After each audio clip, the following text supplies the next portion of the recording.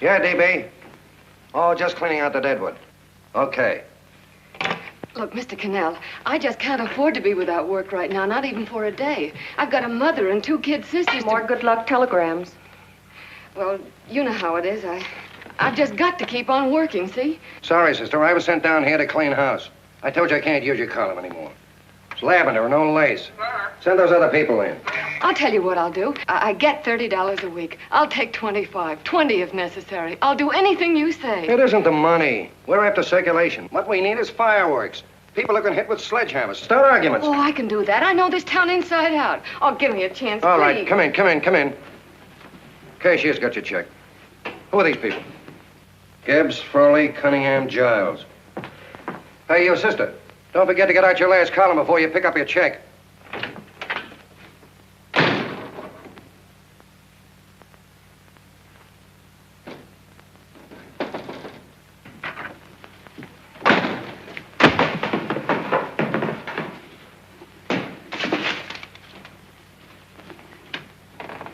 You're a couple of sticks shy in your column, man. Big rich slob like D.B. Norton buys a paper and 40 heads are chopped off. Did you get it, too? Yeah. You too? Oh, Joe. Oh, I'm sorry, darling. Why don't we tear the building down? Before you do, Ann, perhaps you'd better finish this column. Yeah, lavender and old lace. Wait, Joe. Wait. Wants fireworks, huh? Okay.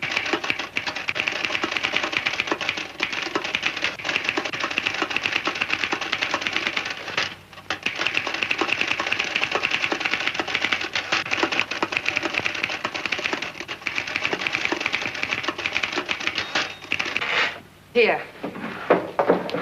Below is a letter which reached my desk this morning. It's a commentary on what we laughingly call a civilized world. Dear Miss Mitchell, 4 years ago, I was fired out of my job. Since then, I haven't been able to get another one. At first, I was sore at the state administration because it's on account of the slimy politics here we have all this unemployment. But in looking around, it seems the whole world's going to pot. So in protest, I'm going to commit suicide by jumping off the City Hall roof. Signed, a disgusted American citizen, John Doe. Editor's note, if you ask this column, the wrong people are jumping off the roofs. Hey, Ann, this is the old fakeroo, isn't it? Never mind that, Joe. Go ahead. Sorry.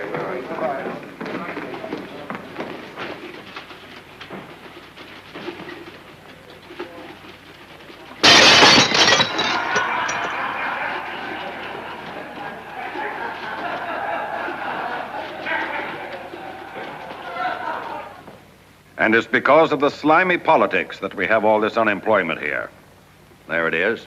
That's D.B. Norton's opening attack on the governor. Why, Jim, it's just a letter sent into a column. No, I can smell it. That's Norton. Good morning, gentlemen. Good morning, Governor. Morning, Governor. You're rather early. Governor, did you happen to see this in the new bulletin? Yes. I had it served with my breakfast this morning. Jim thinks it's D.B. Norton at work. Of course it is. Oh, come, Jim. That little item, D.B. Norton does things in a much bigger way. This is his opening attack on you, Governor. Take my word for it. What did he buy a paper for? Why did he engage a high-pressure editor like Cannell for? He's in the oil business. I tell you, Governor, he's after your scalp. All right, Jim, all right. Don't burst a blood vessel. I'll look into it. Will you get me Spencer of the Daily Chronicle, please? Yes, I saw it, Governor. If you ask me, that's a phony letter. Why, that gag has got whiskers on it. Okay, I'll get the mayor and maybe the Chamber of Commerce to go after them. Get Mayor Lovett on the phone. Sorry, the mayor's busy on the other phone. Yes, I know, Mrs. Brewster. It's a terrible reflection on our city. I've had a dozen calls already. Spencer of the Chronicle. Hold him. Just a minute. Yes, Mrs. Brewster. I'm listening. I insist that this John Doe man be found and given a job at once. Now, if something isn't done about it, I'll call out the whole auxiliary. Yes, and the junior auxiliary, too. We'll hold a meeting and see that it is. Yes, Spencer? Who? The governor? Well, what about me? It's my building he's jumping off of, and I'm up for re-election, too. What are you doing? Get Cannell at the bulletin. Why, he's liable to go right past my window. Get me Cannell. What was that? What? Out the window. Something just flew by. I didn't see anything. Well, don't stand there, you idiot. Go and look. Open the window. Oh, why did he have to pick on my building? Is there a crowd in the street? No, sir. Then maybe he's caught on a ledge. Look again. I think it must have been a seagull. A seagull? What's a seagull doing around the city hall? That's a bad omen, isn't it? Oh, no, sir. The seagull is a lovely bird. It's all right, Mrs. Brewster. It was just a seagull. Can I help? Nothing's happened yet. No, I'm watching. Don't worry, Mrs. Brewster. Just leave it all to me. Spencer, I'll call you back. Hello, Canell? What are you doing? This is the mayor. Yes, Mayor Lovett. How many times are you going to call me? I've got everybody and his brother and sister out looking for him. Did you see the box I'm running? An appeal to John Doe. Think it over, John. Life can be beautiful, says Mayor. If you need a job, apply to the editor of this paper and so forth and so forth. Okay, Mayor, I'll let you know as soon as I have something. What? Well, pull down the blinds. Went up to Miss Mitchell's house, boss. Boy, she's in a bad way. Where is she? Hey, do you know something? She supports a mother and 2 kids. What do you know about that? Did you find her? No. Her mother's awful worried about her. When she left the house, she said she was going on a roaring drunk. The girl, I mean. Go out and find her. Sure. Hey, but the biggest thing I didn't tell you, her old man's Doc Mitchell. You know the doctor saved my mother's life and wouldn't take any money for it? You remember that. Okay, boss, I'll go and look for her. Holy smokes, Commissioner, you've had 24 hours. Okay, Hawkshaw, grab a pencil. Here it is again. About 5'5", brown eyes, light chestnut hair, and as fine a pair of legs as ever walked into this office. Did you want to see me? No. I've had the whole Army and Navy out searching for you because that's a game we play here every day. I remember distinctly being fired. That's right. But you have a piece of property that still belongs to this newspaper, and I'd like to have it. What's that? The letter. What letter? The letter from John Doe. Oh. The whole town's in an uproar. We've got to find him, and the letter's the only clue. There is no letter. We'll get a handwriting expert to... What? There is no letter. Say that again. There's no letter. I made it up. You made it up. Mm-hmm. You said you wanted fireworks. Don't you know there are 9 jobs waiting for this guy? 22 families want to board him free. 5 women want to marry him, and the mayor's practically ready to adopt him, and you... Just call the morgue, boss. They said there's a girl there. Shut up. Ann! Say, why didn't you... Beanie. Only one thing to do, Hank. Drop the whole business quickly. How? Run a story. Say John Doe was in here and is sorry he wrote the letter and... That's right. You've got it, sure. He came in here, and I made him change his mind. Bulletin editor saves John Doe's life. Why, it's perfect. I'll have Ned write it up. Oh, Ned, I got a story I want you to... Wait a minute. Listen, you great, big, wonderful genius of a newspaper man. You came down here to shoot some life into this dying paper, didn't you? Well, the whole town's curious about John Doe, and boom, just like that, you're going to bury him. There's enough circulation in that man to start a shortage in the ink market. In what man? John Doe. What John Doe? John Doe, the one I made up. Look, genius, now look. Suppose there was a John Doe and he walked into this office. What would you do? Find him a job and forget about the whole business, I suppose, huh? Not me. I'd make a deal with him. A deal? Sure, when you get hold of a stunt that sells papers, you don't drop it like a hot potato. Well, this is good for at least a couple of months. You know what I'd do? Between now and, let's say, Christmas when he's going to jump, I'd run a daily on. Starting with his boyhood, his schooling, his first job. A wide-eyed youngster facing a chaotic world. The problem of the average man, of all the John Does in the world. Now, then comes the drama. He meets discouragement. He finds the world his feet of clay. His ideals crumble. So what does he do? He decides to commit suicide and protest against the state of civilization. He thinks of the river, but no, he has a better idea. The city hall. Why? Because he wants to attract attention. He wants to get a few things off his chest, and that's the only way he can get himself heard. So?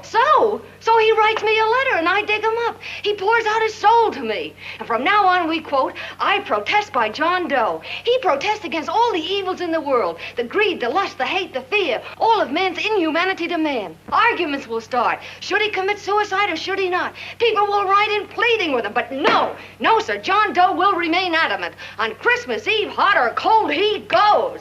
See? Very pretty. Very pretty indeed, Miss Mitchell. But would you mind telling me who goes on Christmas Eve? John Doe. What John Doe? The one we hire for the job, you lunkhead. Wait a minute. Let me get this through this lame brain of mine. Are you suggesting we go out and hire someone to say he's going to commit suicide on Christmas Eve? Is that it? Well, you're catching on. Who, for instance? Anybody. Beanie'll do. Why, sure. Who, me? Jump off a... Oh, no, any time at Christmas. I'm superstitious.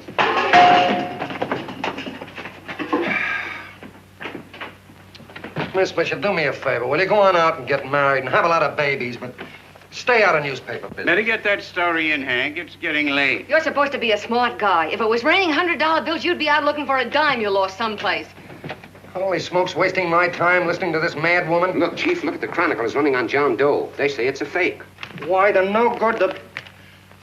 John Doe story, amateur journalism. It's palpably phony. It's a wonder anyone is taking it serious. What do you think of those guys? That's fine. That's fine. Now fall right into their laps. Go ahead. Say John Doe walked in and called the whole thing off. You know what that's going to sound like on top of this. That's all, Ned. Thank you. All right. Amateur journalism, huh? Why, that bunch of sophomores, I can teach them more about... Hey, boss, get a load of this. What? Look. What do they want? They all say they wrote the John Doe letter. Boss. Oh, they all wrote the letter. Tell them all to wait. Look, Mr. Cannell, one of those men is your John Doe. They're desperate and will do anything for a cup of coffee. Pick one out and you can make the Chronicle eat their words. I'm beginning to like this. If you ask me, Hank, you're playing around with dynamite. No. The gal's right. We can't let the Chronicle get the laugh on us. We've got to produce a John Doe now. Amateur journalism, huh? I'll show those guys. Sure, and there's no reason for them to find out the truth either, because naturally, I won't say anything. Okay, sister, you get your job back. Plus a bonus. What bonus? Oh, the bonus of $1,000 the Chronicle was going to pay me for this little document. You'll find it says, I, Ann Mitchell, hereby certify that the John Doe letter was created by me. I can read. Sorry. You think this is worth $1,000, do you? Oh, the Chronicle would consider it dirt cheap. Packs everything, including a gun. Okay, sister, you got yourself a deal. Now let's take a look at the candidates. The one we pick has got to be the typical average man. Typical American that can keep his mouth shut. Show me an American who can keep his mouth shut and I'll eat him. Okay, Beanie, bring him in one at a time.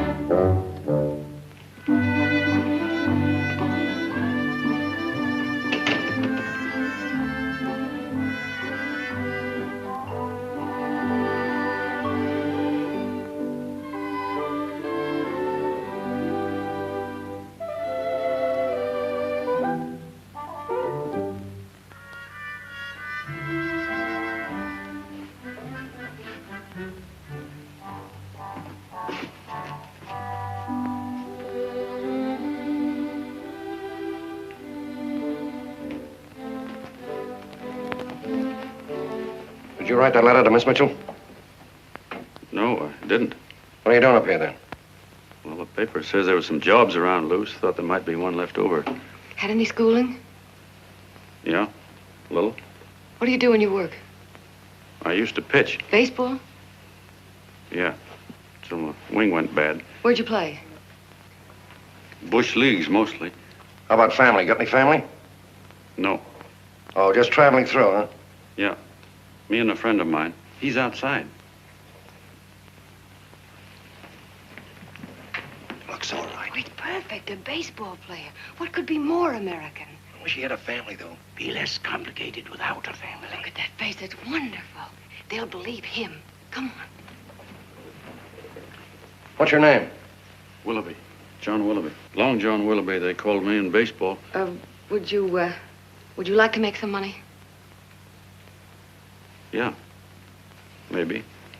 Would you be willing to say you wrote that letter and stick by it? I get the idea. Yeah, maybe. That's our man. He's made to order. I don't know. He don't seem like the kind of a guy that'd fall in line. When you're desperate for money, you do a lot of things, Mr. Cannell. He's our man, I tell you. He's fainted. Get the water quickly. Hurry up, Pop. Oh. Right here, sit down. Huh? You all right? Yeah, I'm all right. How many is that, 6?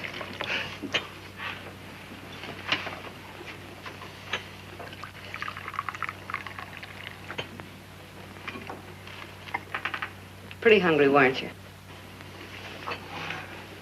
this John Doe business is batty, if you ask me. Well, nobody asked you.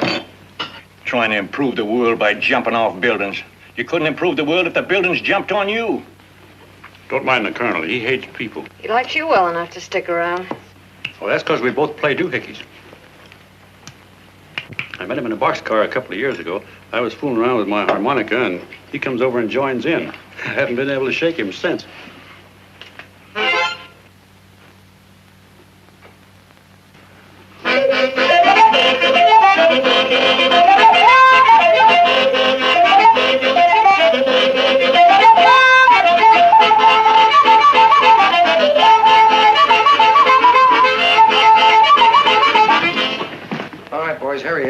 No, you can't take pictures of him like that, eating a sandwich and with a beard.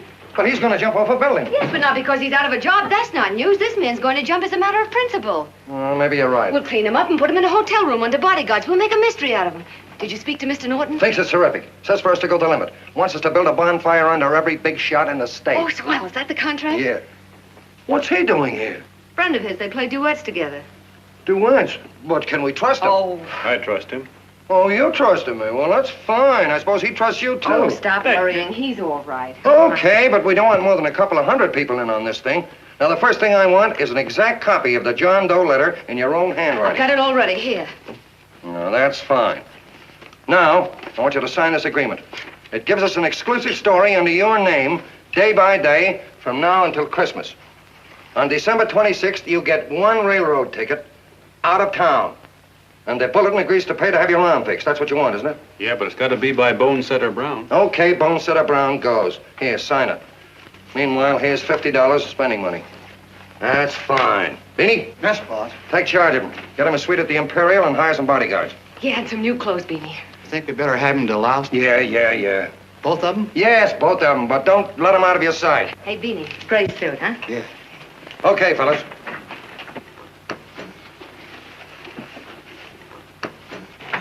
Take it easy, John Doe. And you start pounding that typewriter. Oh, boy, this is terrific. No responsibilities on our part, just statements from John Doe, and we can blast our heads off. Before you pop too many buttons, don't forget to make out that check for 1,000. Okay, fellas, now, let me see. You sit outside the door. Nobody comes in, see? You two fellas sit in here. Hey, pretty nifty, huh? You ain't gonna get me to stay here. Sure you are. No, sir. That spot under the bridge where we slept last night's good enough for me. Say, what'll I do with this baggage? Go stick him in the bedroom. Give me mine. I ain't staying. You know, we were headed for the Columbia River country before all this John Doe business came up. You remember that, don't you? Sure, I remember. Say, did your ears pop coming up in the elevator? Mine did. All along, John. I tell you, it's no good. You're gonna get used to a lot of stuff that's gonna wreck you. Why, that $50 in your pocket's beginning to show up on you already. And don't pull that on me, neither. Stop worrying, Colonel. I'm going to get my arm fixed out of this. Hey, here's some cigars the boss sent us. Have one. Hey, Help cigars. yourself. No.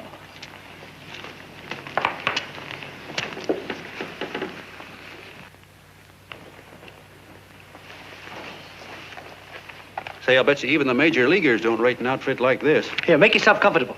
Paper? I don't read no papers, and I don't listen to radios either. I know the world's been shaped by a drunken barber, and I don't have to read it. I've seen guys like you go under before. Guys that never had a worry. Then they got a hold of some dough and went goofy. The first thing that happens Hey, to did a you guy... get a load of the bedroom? No. The first thing that happens to a guy like that, he starts wanting to go into restaurants and sit down at a table and eat salads and cupcakes and tea. Boy, what that kind of food does to your system.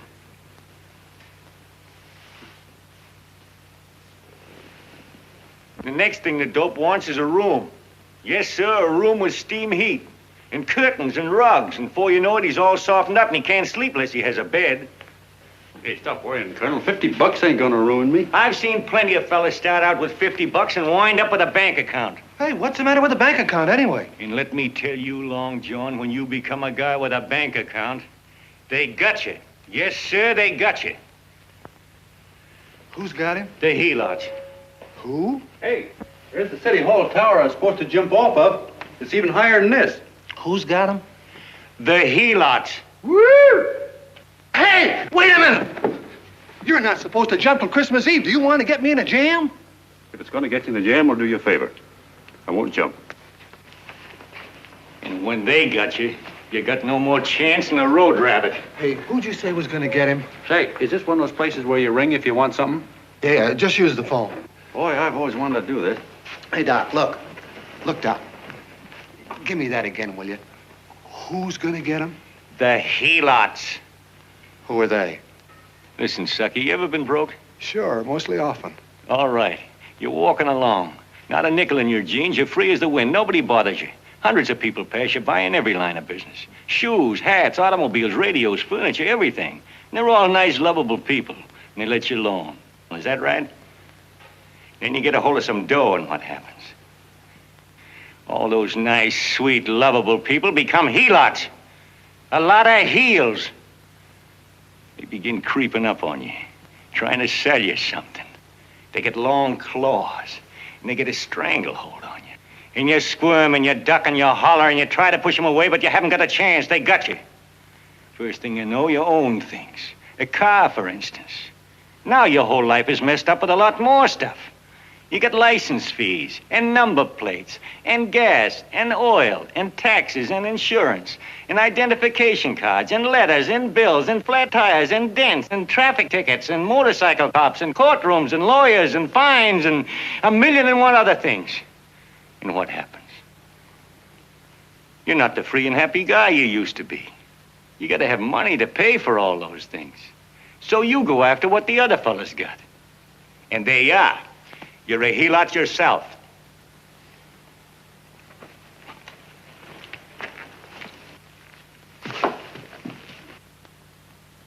You win, Colonel. Here, take the 50. Go out and get rid of it. You bet I will, just as fast as I can. I'm gonna get some canned goods, a fishing rod, and the rest I'm gonna give away. Give away? Hey, get me a pitcher's glove. I gotta get some practice. Say, he's giving it away. I'm going to get me some of that. Hey, come back here, you helot. Or you send up 5 hamburgers with all the trimmings, 5 chocolate ice cream sodas, and 5 pieces of apple pie. No, apple with cheese. Yeah, thanks.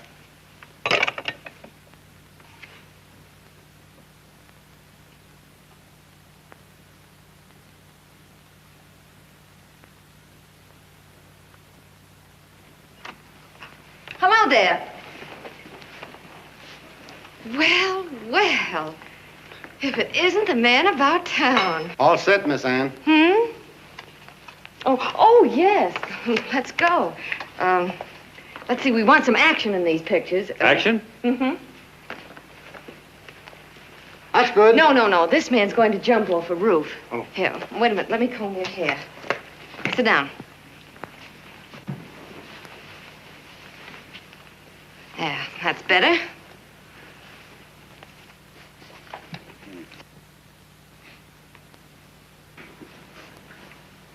You know, he's got a nice face, hasn't he? Yeah, he's pretty.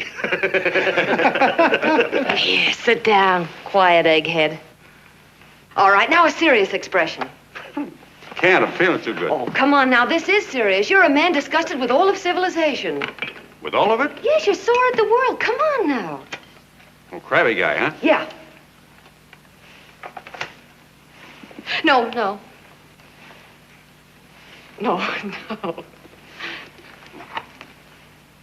No, look.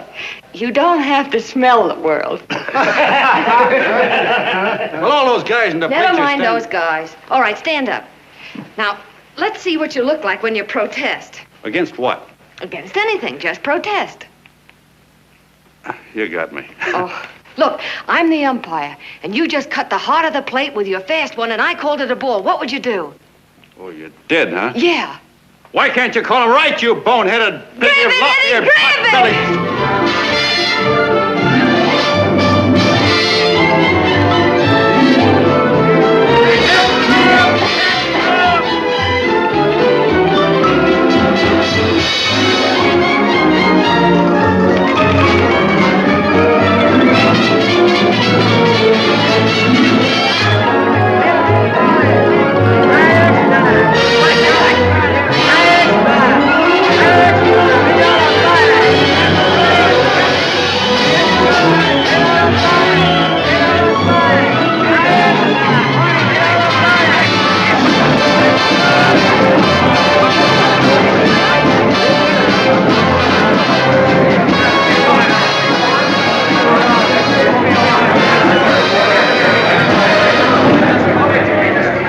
I don't care whose picture they're publishing.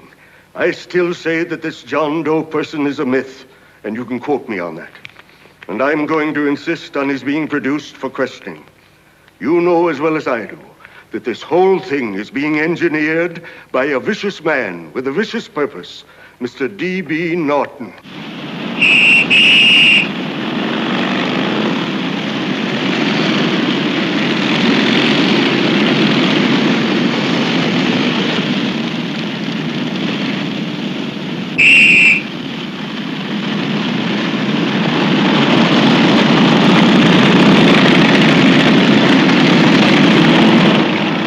And Miss Mitchell are at the house, sir. Oh, they are? All right. Come on. Personally, I think it's just plain stupidity to drop it. Now, you should see his fan mail, thousands.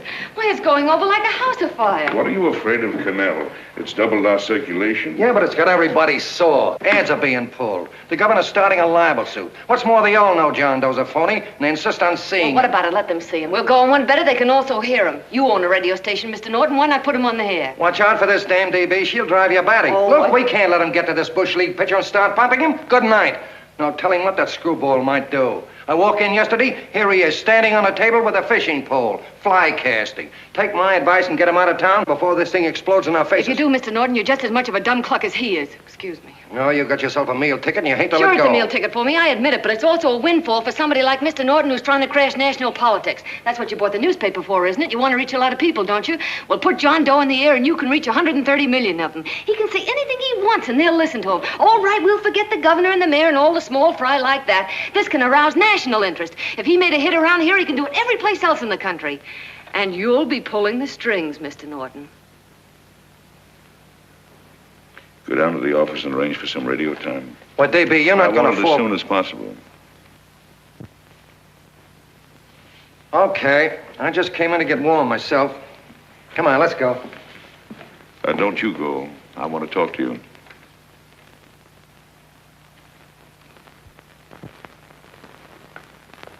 Sit down.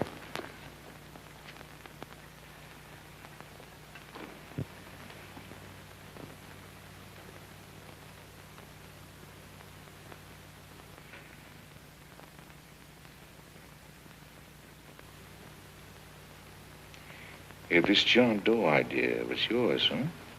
Yes, sir.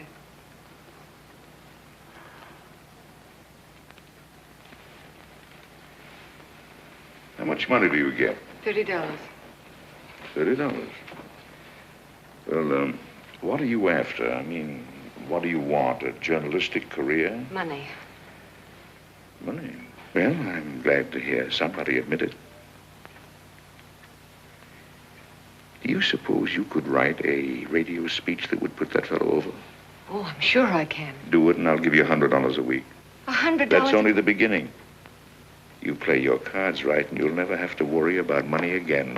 Oh, I knew it. Hello. Hello. Whenever there's a pretty woman around. This is my nephew, Ted Sheldon, Miss Mitchell. How do you do? How do you do? All right, Casanova, I'll give you a break. See that Miss Mitchell gets a car to take her home. Always reading my mind, aren't you? Thank you very much for everything. And Miss Mitchell, I think from now on you'd better work directly with me. Yes, sir.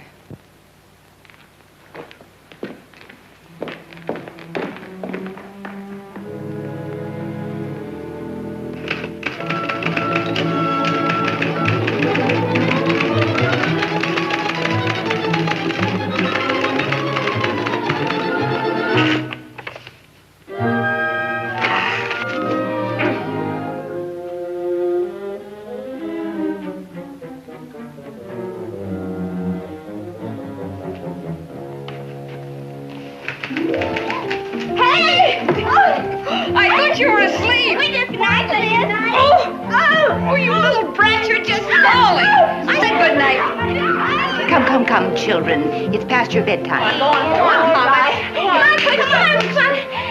Come on. Now, keep Booch off Stay stage. fork through me. I'm done. I'll never get this speech right. Oh, yes, you will, Ann, dear. You're very clever. Yeah, I know. What are you looking for? Your purse, I need $10. What for? I gave you 50 just the other day. Yes, I know, dear, but Mrs. Burke had her baby yesterday. 9 pounds. And there wasn't a thing in the house. And then the community chest lady came. And the 50's all gone, huh? Who's the 10 for? The Websters. The Websters. You remember those lovely people your father used to take care of. I thought I'd buy them some groceries. Oh, Anne, dear, it's a shame those You're poor... marvelous, Ma. You're just like Father used to be. Do you realize a couple of weeks ago we didn't have enough to eat ourselves? Well, yes, I know, dear, but these people are in such need. And we have plenty now. If you're thinking of that $1,000, forget it. It's practically all gone. We owed everybody in town. Now, you just got to stop giving all your money away. Oh, Anne, dear. Oh, I'm sorry, Ma. Oh, don't pay any attention to me. I guess I'm just upset about all this. Gee whiz, here I am with a great opportunity to get somewhere, to give us security for once in our lives, and I'm stuck. If I could put this over, your Mrs. Burke can have 6 babies. You mean this speech you're writing? Yeah, I don't know. I simply can't get it to gel. I created somebody who's going to give up his life for a principle. Hundreds of thousands of people are going to listen to him over the radio. And unless he says something that's sensational, it's just no good. Well, honey, of course, I don't know what kind of a speech you're trying to write, but judging from the samples I've read, I don't think anybody will listen. What? Darling, there's so many complaining political speeches. People are tired of hearing nothing but doom and despair on the radio. If you're going to have him say anything, why don't you let him say something simple and real, something with hope in it? If your father were alive, he'd know what to say. Oh, yeah. Father certainly would. Wait a minute.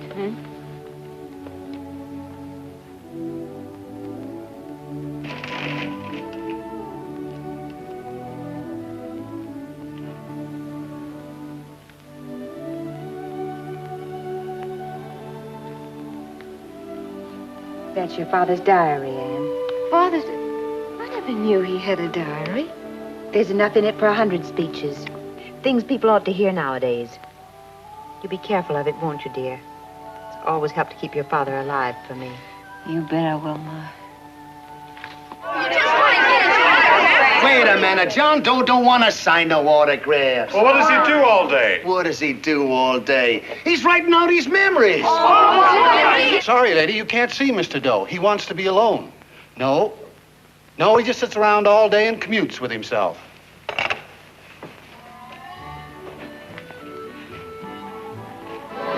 Oh!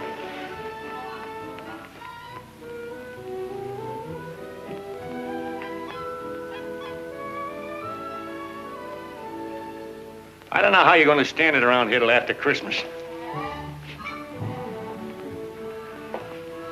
I'll bet you ain't heard a train whistle in 2 weeks.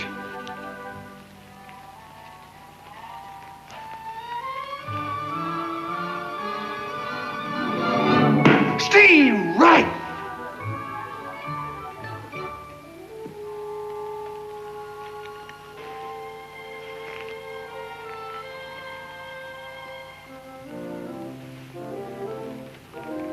I know why you're hanging around.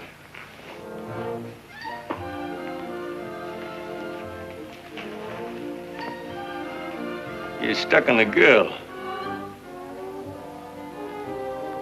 That's all a guy needs is to get hooked up with a woman.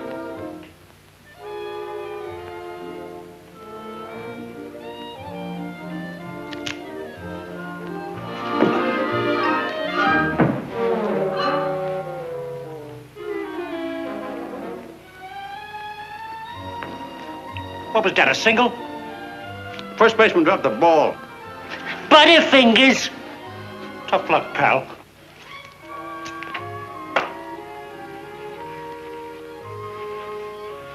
Guy has a woman on his hands. First thing he knows, his life is balled up with a lot more things. Furniture and...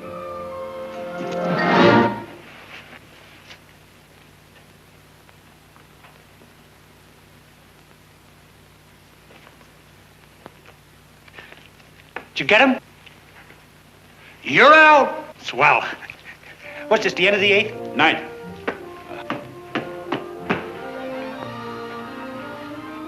Hey, Beanie, there's a couple of mugs from the Chronicle snooping around out here. Huh.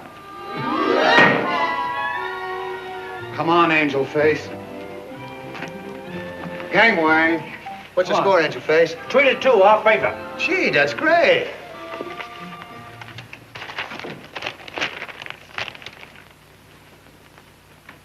Hey, you got swell form there. Must have been a pretty good pitcher. Pretty good. Say, I was just about ready for the major leagues when I chipped a bone in my elbow. I got it pitching a 19-inning game. 19? Yeah. There was a major league scout there watching me, too. And he came down after a game of the contract. You know what? I couldn't lift my arm to sign it. I'll be okay, though, as soon as I get it fixed up. It's too bad. What do you mean, too bad? Huh? Oh, that you'll never be able to play again. What are you talking about? I just told you I was going to get... Well, you know how they are in baseball if a guy's mixed up in a racket. Racket? What do you mean? Well, I was just thinking about this John Doe business. Why, as soon as it comes out it's all a fake, you'll be washed up in baseball, won't you? Yeah. Hey, doggone. I never thought about that.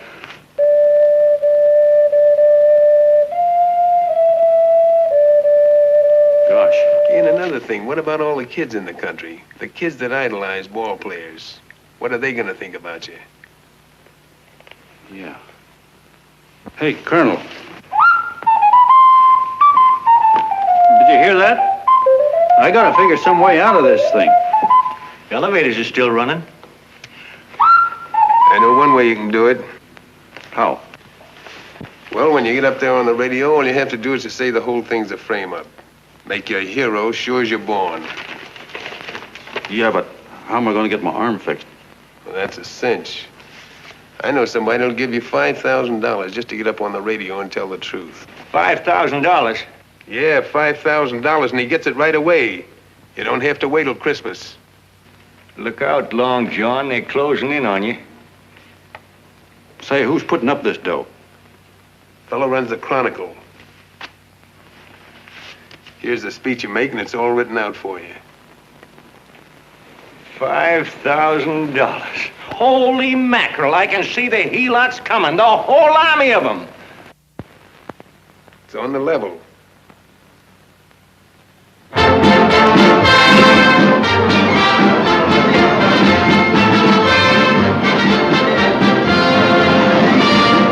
No, I'm sorry. Tickets for the broadcast are all gone. Phone the bulletin. Sorry, no more tickets left.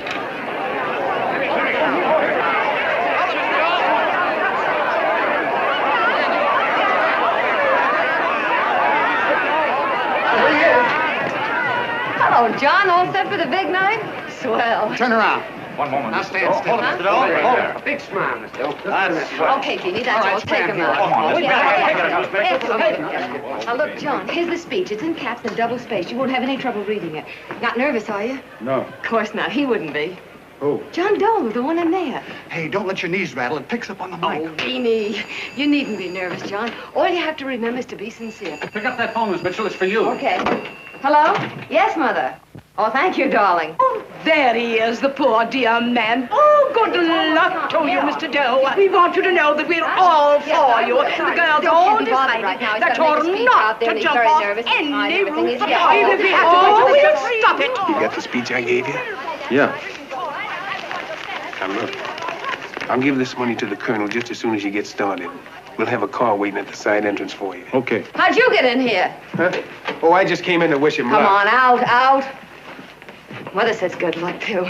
John, when you read that speech, please believe every word of it. He's turned out to be a wonderful person, John. Who? John Doe, the one in the speech. Oh. You know something? I've actually fallen in love with him.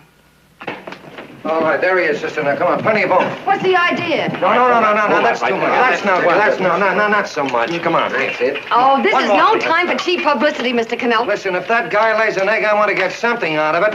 I'm getting a Jane Doe ready. Oh, come on. Here. Will you, fellas? Give me a chance. I have to raise just one more. Well, that's fine, honey. You go ahead. After you've been doing it. Go ahead. How you doing? Oh. All right, Benny, bring him in.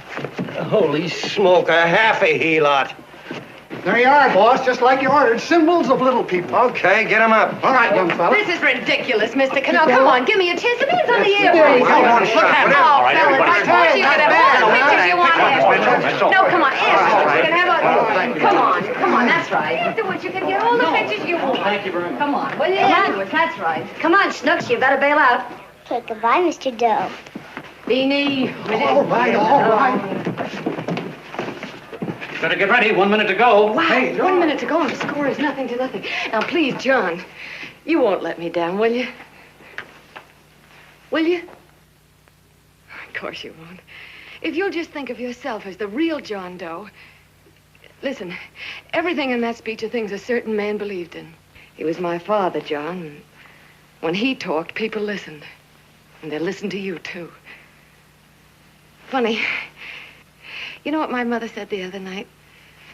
She said to look into your eyes, that I'd see Father there. Hey, what do you say? Okay, we're coming. Come on. Now, listen, John, you're a pitcher. Now get in there and pitch. Good luck. Give him room, let him through. Come on.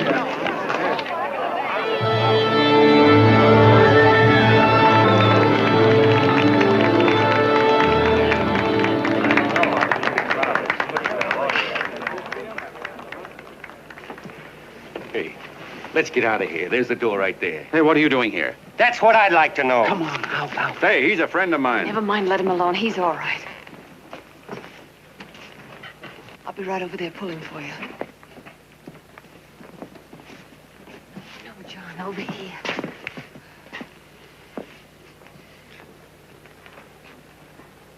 Stand by.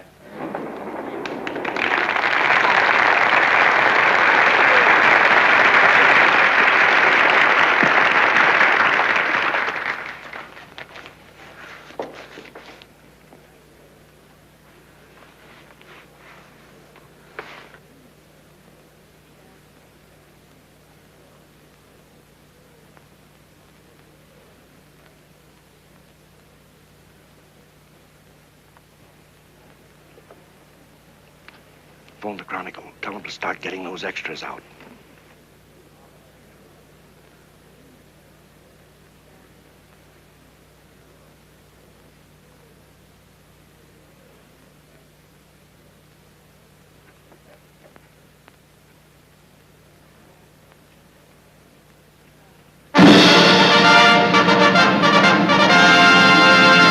And good evening, ladies and gentlemen. This is Kenneth Fry speaking for the New Bulletin. Tonight we give you something entirely new and different.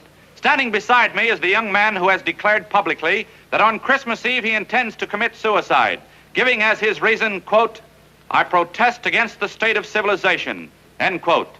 Ladies and gentlemen, the New Bulletin takes pleasure in presenting the man who is fast becoming the most talked of person in the whole country, John Doe.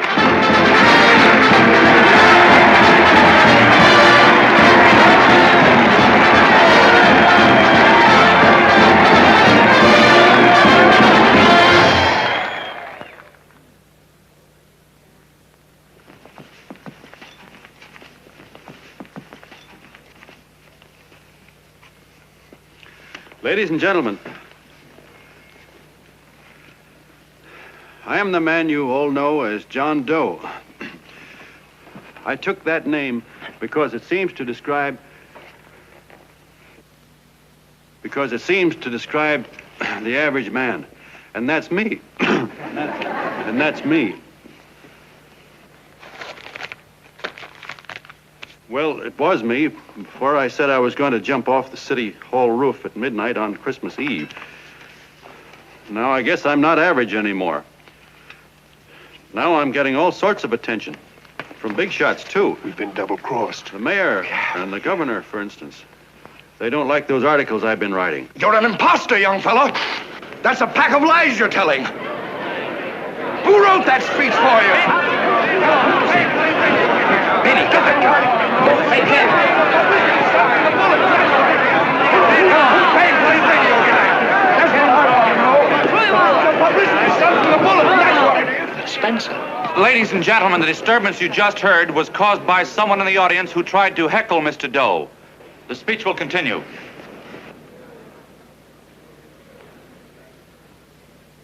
Well, people like the governor and that fella there can stop worrying.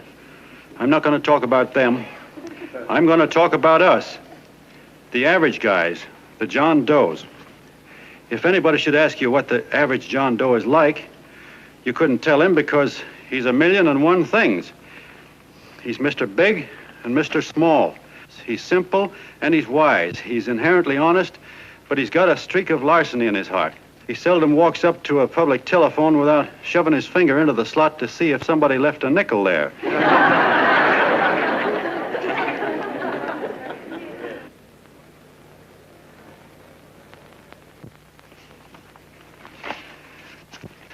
He's the man the ads are written for. He's the feller everybody sells things to. He's Joe Doe, the world's greatest stooge and the world's greatest strength.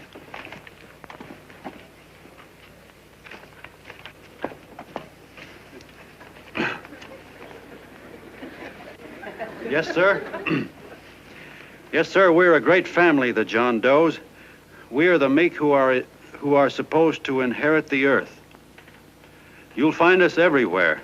We raise the crops, we dig the mines, work the factories, keep the books, fly the planes, and drive the buses. And when a cop yells, "Stand back there, you," he means us, the John Does. Well, what kind of a speech is that? Didn't you read it? We've existed since time began. We built the pyramids. We saw Christ crucified, pulled the oars for Roman emperors, sailed the boats for Columbus, retreated from Moscow with Napoleon, and froze with Washington at Valley Forge. Yes, sir. We've been in there dodging left hooks since before history began to walk. In our struggle for freedom, we've hit the canvas many a time, but we always bounce back because we're the people, and we're tough.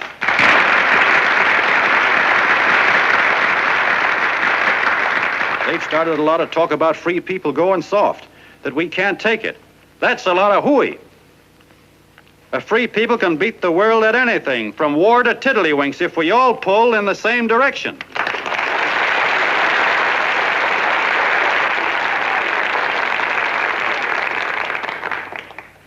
I know a lot of you are saying, "What can I do?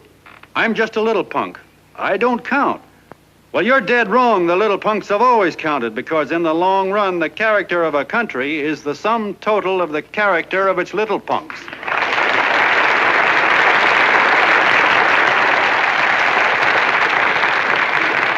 But we've all got to get in there and pitch. We can't win the old ball game unless we have teamwork. And that's where every John Doe comes in. It's up to him to get together with his teammate. And your teammate, my friends, is the guy next door to you. Your neighbor. He's a terribly important guy, that guy next door. You're going to need him, and he's going to need you, so look him up. If he's sick, call on him. If he's hungry, feed him. If he's out of a job, find him one. To most of you, your neighbor is a stranger, a guy with a barking dog and a high fence around him. Now, you can't be a stranger to any guy that's on your own team. So tear down the fence that separates you. Tear down the fence, and you'll tear down a lot of hates and prejudices. Tear down all the fences in the country, and you'll really have teamwork.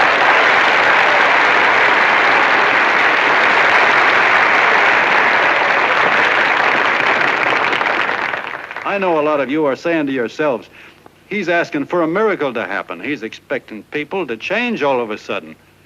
Well, you're wrong. It's no miracle. It's no miracle because I see it happen once every year, and so do you. At Christmas time. There's something swell about the spirit of Christmas, to see what it does to people, all kinds of people. Now, why can't that spirit, that same warm Christmas spirit, last the whole year round?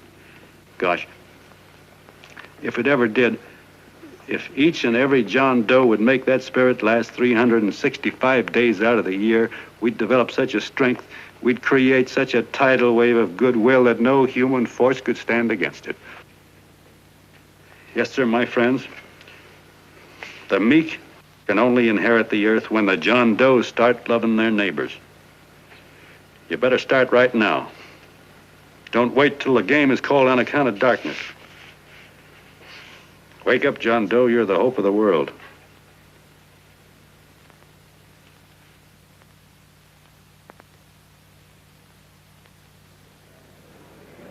John, you were wonderful.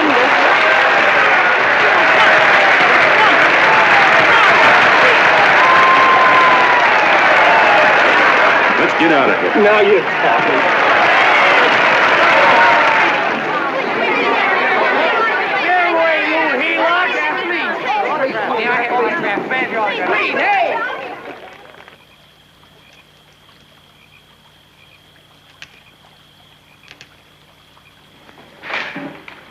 I knew you'd wake up sooner or later. Boy, am I glad we got out of that mess. I had the $5,000 sewed up. Could have been on my way to old Doc Brown. You're a pitcher, John, she says. Now, go in there and pitch. What a sucker. Yeah, she's a heel-out just like the rest of them. It's lucky you got away from her. What was I doing up there making a speech anyway? Me, huh? Geez, the more I think about it, the more I could... Tear down all the fences. Why, if you tore one picket off of your neighbor's fence, he'd sue you. $5,000 had it right in my hand. What do you mean he ran away? Well, go after him, find him. That man is terrific.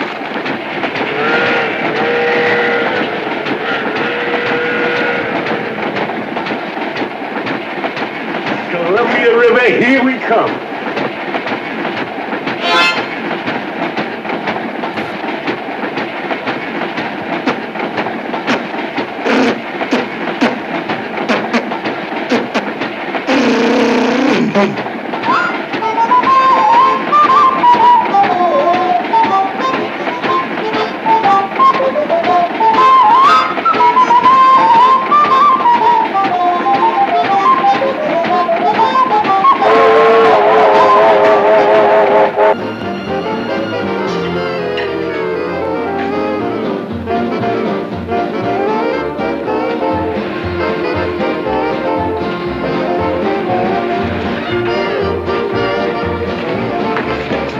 Jitterbugs. Yeah. Say, how much money we got left? 4 bits. Better make it donuts, huh? Yeah.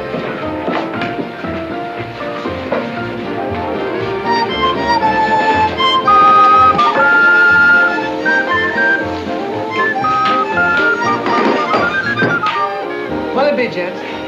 Have you got a couple of steaks about that big and about that thick? Yeah, with hash brown potatoes and tomatoes and apple pie and ice cream and coffee. And donuts, I know. Hey, Ma, Seekers, a pair. Fingers a pair, coming up. Glad he took the tea out of that.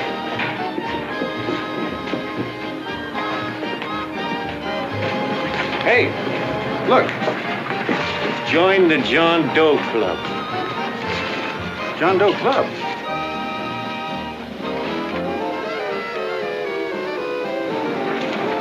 Uh-oh.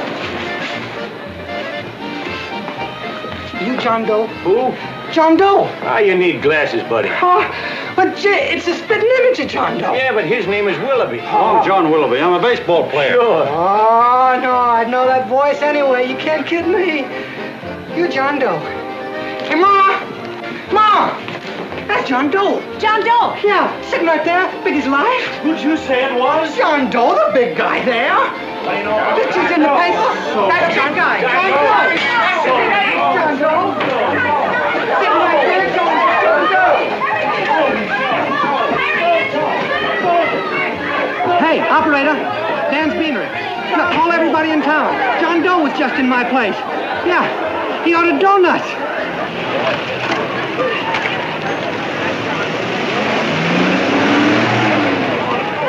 John Doe. Let's see John Doe. Come on. You're all in to see John Doe. We're all neighbors. But my office is packed like a sardine box. What does John Doe look like, Mr. Mayor? Oh, he's one of those great big outdoor type men. No, you can't see him. You didn't vote for me the last time. Shame on you. What are you doing there? Get off my front porch anyhow. Mr. Norton come yet? Oh, well, I wonder where he's at. What's keeping him? He should have been here 15 minutes ago. Oh, there he comes now. Now, everybody on your dignity. Don't do anything to disgrace us. A little town, but we got to show off. Better let me talk to him. All right, but present it to him as a great cause for the common man. Ah, here they come. Now, give him room down there. Give him room, folks. Come on now. Come on, here they come. Here they come. Here's Mr. Norton. How do you do, Mr. Norton? I'm Mayor Hawkins. Here's Mr. Norton. Let me go, you darn fool. I'm the mayor. Mr. Norton. Mr. Norton. Mr. Norton. I'm Mayor Hawkins. Your office telephoned me to hold him. Well, that's fine. How is he? Oh, he's fine. He's right in my office there. You know, it's a big honor having John Doe here, and you too. Haven't had so much excitement since the old city hall burned down. People are so excited and the tourists close up. Oh, Matilda, darling, phone the newspapers, tell them Mr. Norton's here. Step right inside, Mr. Norton. My office. Very comfortable here, Mr. Norton. Just had it air conditioned. Gangway, please. Make room for Mr. Norton. Gangway. Gangway. Here he is, Mr. Norton. Well taken care of. The neighbors are serving him a light lunch. Hello, John. Mr. Mayor, if you don't mind, we'd like to talk to him alone. Why, certainly, certainly. All right, everybody. Clear out. No, but you... Everybody, quickly now. Come on, you. Come on. Come on. All right. Don't argue with me here. Wait till we get home. Don't you push me around like that. Even though I'm your wife, you can't push me around. Look, Mr. Norton, I think you got a lot of nerve having those people hold us here. There's nobody holding you here, Mr. Doe. It's only natural that There's nobody holding us here. Let's get going. Incidentally, my name isn't Doe. It's Willoughby. Look, John, something terribly important's happened. They're forming John Doe clubs. We know of 8 already, and they say that there's John Doe clubs? What for? To carry out the principles you talked about in your radio speech. I don't care what they're forming. I'm on my way, and I don't like the idea of being stopped either. Oh, but you don't know how big this thing is. You should see the thousands of telegrams we've received and what they're saying about you. Look, it started as a circulation stunt, didn't it? Well, you got your circulation. Now, why don't you let me alone? Oh, it started as a circulation stunt, but it isn't anymore. Mr. Norton wants to get back of it and sponsor John Doe clubs all over the country. He wants to send you on a lecture tour. Me? Uh-huh. Well, certainly, with your ability to influence people, it might grow into a glorious movement. Say, let's get something straight here. I don't want any part of this thing. If you got an idea I'm going around lecturing to people, why, you're crazy. Baseball's my racket, and I'm sticking to it. Come on, Colonel, let's get out of here. John, please. I just got rid of one crowd. Oh, but please, Mr. Mayor, tell him the John Doe Club wants to talk to him. Let them in, Mr. Mayor. Let them come in. Okay, folks, but remember your manners. No stampeding. Walk slow, like you do when you come to pay your taxes.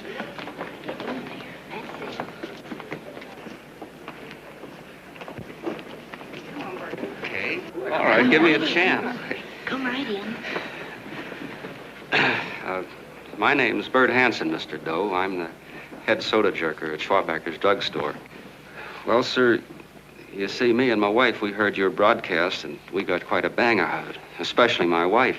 Kept me up half the night saying, that man's right, honey. The trouble with the world is nobody gives a hoot about his neighbor. That's why everybody in town's sore and cranky at each other. And I kept saying, well, that's fine, but how's a guy going to go around loving the kind of neighbors we got? Old Sourpuss, for instance. You see, Sourpuss Smithers is a guy who lives all alone next door to us. He's a cranky old man that runs a second-hand furniture store. We haven't spoken to him for years. I always figured he was an ornery old gent that hated the world because he was always slamming his garage door and playing the radio so loud he kept half the neighbors up. Well, anyway, the next morning I'm out watering the lawn and I look over and there's Sourpuss on the other side of the hedge straightening out a dent in his fender. And my wife yells to me out the window. She says, go on, speak to him, Bert. And I figured, well, heck, I can't lose anything, so I yelled over to him, good morning, Mr. Smithers. He went right on pounding his fender. Was I burned? So I turned around to give my wife a dirty look, and she said, louder, louder, he didn't hear you. So in a voice you could have heard in the next county, I yelled, good morning, Mr. Smithers. Well, sir, you could have knocked me over with a feather. Old Sourpuss turned around, surprised-like, and he put on a big smile, came over and took my hand like an old lodge brother, and he said, good morning, Hanson. I've been wanting to talk to you for years, only I thought you didn't like me. And then he started chatting away like a happy little kid, and he got so excited his eyes all... Well, Mr. Doe, before we got through, I found out Smithers is a swell egg, only he's pretty deaf, and that accounts for all the noises. And he says it's a shame how little we know about our neighbors. And then he got an idea. And he said, how's about inviting everybody someplace where we can all get together and know each other a little better? Well, I'm feeling so good by this time, I'm ripe for anything. So Smithers goes around the neighborhood inviting everybody to a meeting at the schoolhouse. And I tell everybody that comes in the store, including Mr. Schwabacker, my boss. I'm talking too much. Well, I'll be doggone if over 40 people don't show up. Of course, none of us knew what to do, but we sure got a kick out of seeing how glad everybody was just to say hello to one another. Tell him about making Sourpuss chairman. Oh, yeah, we made Sourpuss chairman and decided to call ourselves the John Doe Club. And say, incidentally, this is my wife. Come here, honey. This is my wife, Mr. Doe. How do you do, Mr. Doe? Sourpuss is here, too. Oh, is he? This is Sourpuss, or excuse me, Mr. Smithers, Mr. Doe. That's all right. If you didn't call me Sourpuss, it wouldn't feel natural. Well, anyway, I guess nearly everybody in the neighborhood came except the Delaney's. The Delaney's live in a big house with an iron fence around it, and they always keep their blinds drawn. And we always figured that he was just an old miser that sat back counting his money, so why bother about inviting him? Until Grimes, the milkman, spoke up and he said, say, you've got the Delaney's all wrong. And then he tells us about how they canceled their milk last week and how when he found a note in the bottle, he got kind of curious-like and he sort of peeked in under the blinds and found the house was empty. If you ask me, he says, they're starving. Old man Delaney has been bringing his furniture over to my place at night, one piece at a time, and selling it. Yeah. And, well, sir, a half dozen of us ran over there to fetch him, and we brought him to the meeting. And what a reception they got. Why, everybody shook hands with him and made a fuss over them, and, well, finally, Mr. and Mrs. Delaney just sat right down and cried. And then we started to find out about a lot of other people. Yeah, sure. Well, you know Grubel, for instance. Grubel's here. See? Yeah, that's a... Of course, you don't know Grubel, but he's the man that everybody figured was the worst no-account in the neighborhood because he was living like a hermit and nobody would have anything to do with him. That isn't Little Murphy. The postman told us the truth. Why, Grubel, he says, he lives out of garbage cans because he won't take charity, because it'd ruin his self-respect, he says. Just like you said on the radio, Mr. Doe. Well, sir, about a dozen families got together and gave Grubel a job watering their lawns. Isn't that wonderful? And then we found jobs for 6 other people, and they've all gone off for relief. Yeah, and my boss, Mr. Schwabecker, made a job in his warehouse for old man Delaney. And he gave you that $5 raise. Yeah, wasn't that swell? Why, Bert, I feel slighted. I'd like to join, but nobody asked me. I'm sorry, Mayor, but we voted that no politician could join. Just the John Does of the neighborhood, because you know how politicians are.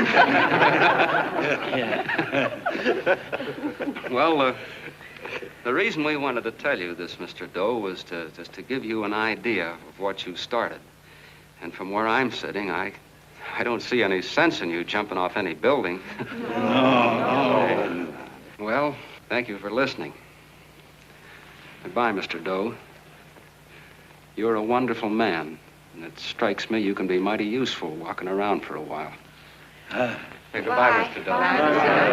Goodbye, Mr. Doe.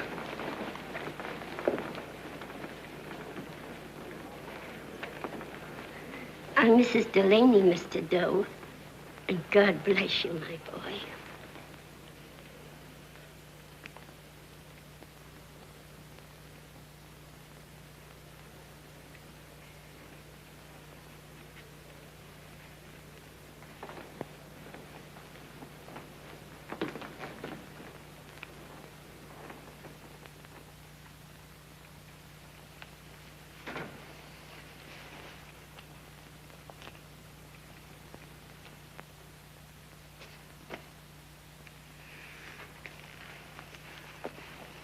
Gee whiz, I'm all mixed up.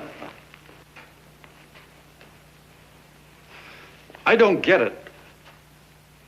Look, all those swell people think I'm going to jump off a building or something. I never had any such idea. Gosh. The fellow'd have to be a mighty fine example himself to go around telling other people how to... Say, look, what happened the other night was on account of Miss Mitchell here. She wrote the stuff. Don't you see what a wonderful thing this can be? But we need you, John. You're hooked. I can see that right now. They got you. Well, I'm through. For 3 years, I've been trying to get you up to the Columbia River country. First, it was your glass arm. Then it was the radio. And now it's the John Doe clubs. Well, I ain't waiting another minute.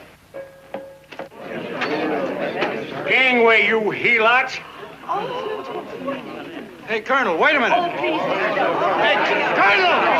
I want you personally to go along with John Doe and Miss Mitchell and handle the press and the radio. Me? Yes, I don't want to take any chances. And Johnson. Yes, Stevie? Your crew will do the mop-up job. They'll follow John Doe into every town, see that the clubs are properly organized and the charter's issued. Right.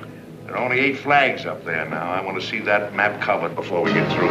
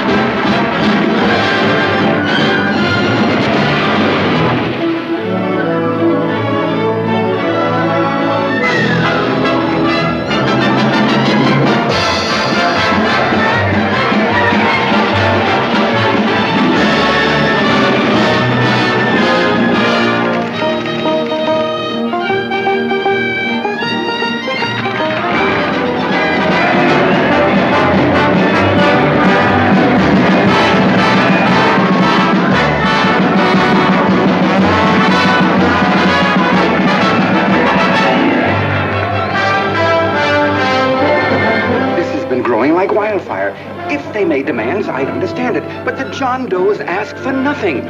People are going off relief. If this keeps up, I'll be out of a job. As soon as he gets strong enough, we'll find out what John Doe wants. 30 every Thursday, 60 at 60. Who knows what? I'm sorry, boss. They just won't let anybody talk politics to them. It's crazy. We've got to get to them. They represent millions of voters.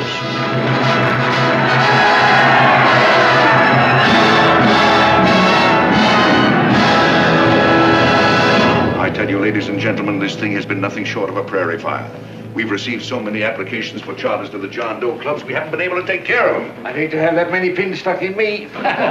This John Doe convention is a natural. It's going to put our city on the map. Why, over 2,400 John Doe clubs are sending delegates. Can you imagine that? You, Mr. Mayor, will be the official host. You will make the arrangements for decorating the city, parades, and a reception for John Doe when he gets home.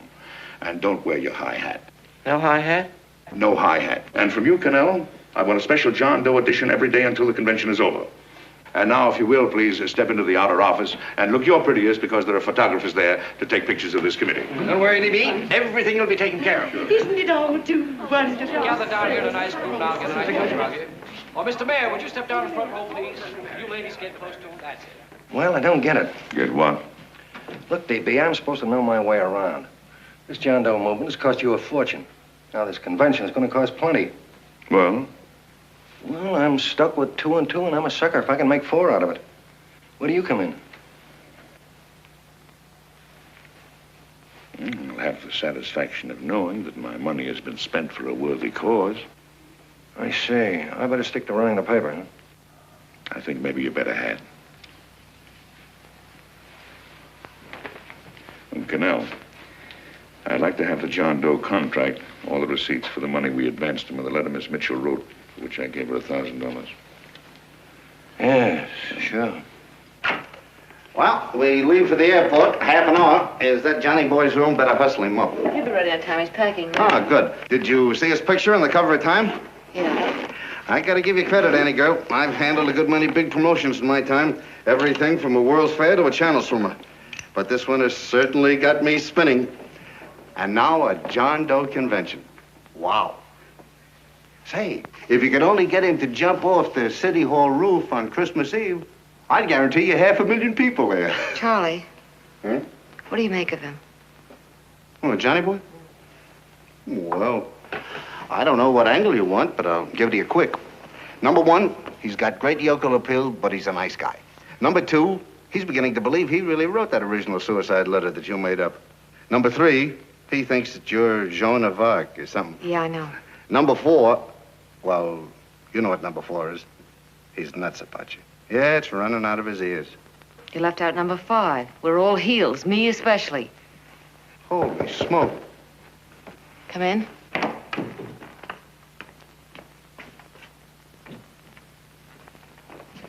I'm all packed. Good. I'll go and get Beanie Boy. Okay, Charlie boy.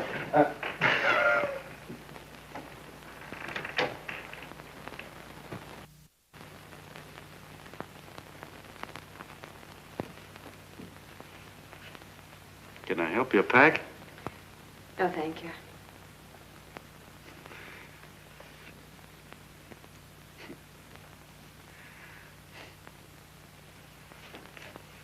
You care if I sit down out here? No.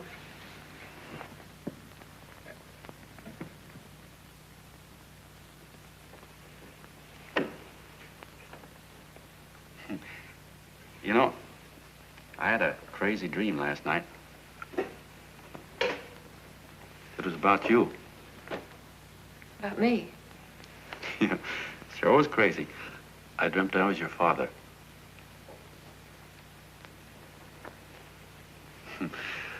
There was something I was trying to stop you from doing. So I got up out of bed and I walked right through the wall here, right straight into your room. You know how dreams are. And there you were in bed. But you're a little girl, you know, about 10.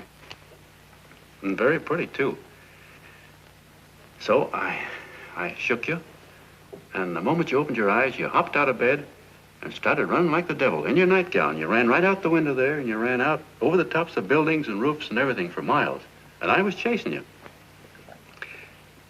And all the time you were running, you kept growing bigger and bigger and bigger, and pretty soon you were as big as you are now, you know, grown up. And all the time I kept asking myself, what am I chasing her for? And I didn't know. Isn't that a hot one? Well, anyway, you ran into some place, and then I ran in after you, and when I got there, there you were, getting married. And the nightgown had changed into a beautiful wedding gown. You sure look pretty, too. And then I knew what it was I was trying to stop you from doing. Dreams are sure crazy, aren't they? Well, would you like to know who it was you were marrying?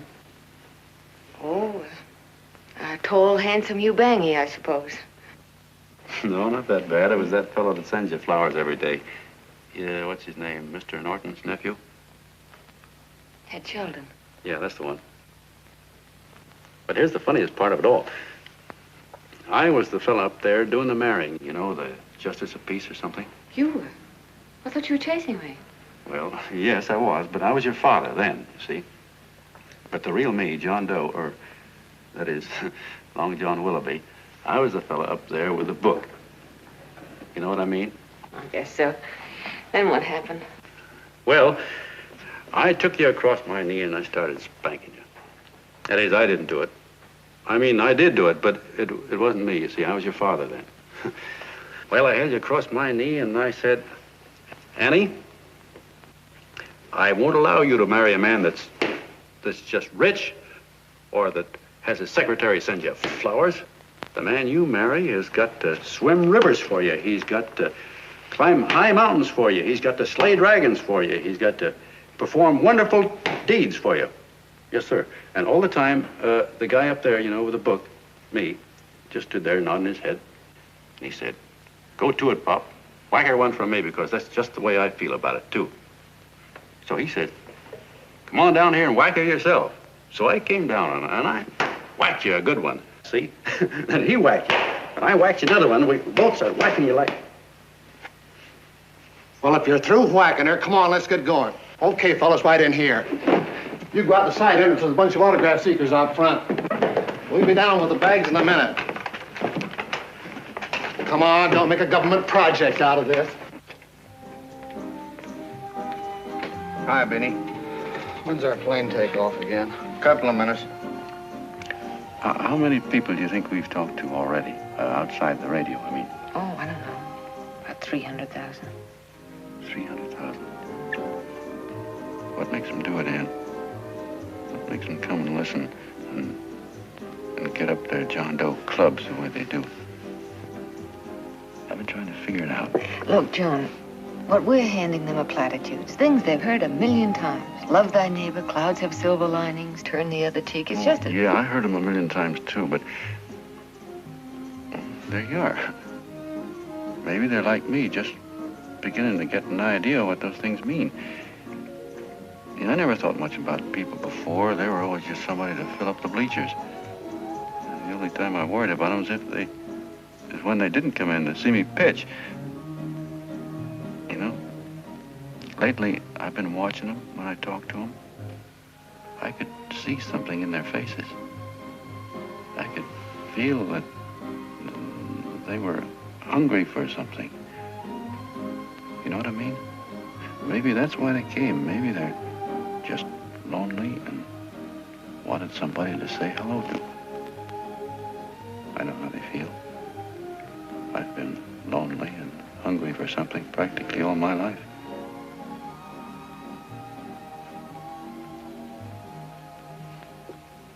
All aboard, folks. Yeah, that's true. Oh, somebody else sitting here? No, that's your seat. And this is your coat. Mine? A little token of appreciation. Oh, it's beautiful, D.B. Well, I don't quite know what to say. Well, don't say anything at all. Just sit down. Oh. Go ahead, open it. Oh.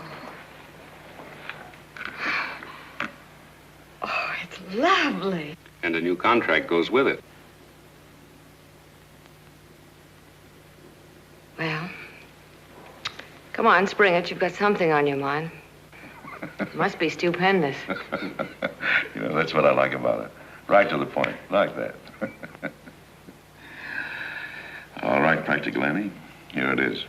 Tomorrow night, before a crowd of 15,000 people and talking over a nationwide radio hookup, John Doe will announce the formation of a third party. A third party? Yes, the John Doe Party. Devoted entirely to the interests of all the John Does all over the country, which practically means 90% of the voters.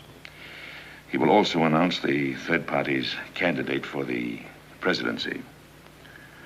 A man whom he personally recommends, a great humanitarian, the best friend the John Does have.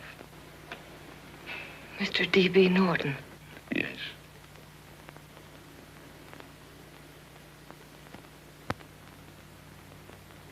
Wow.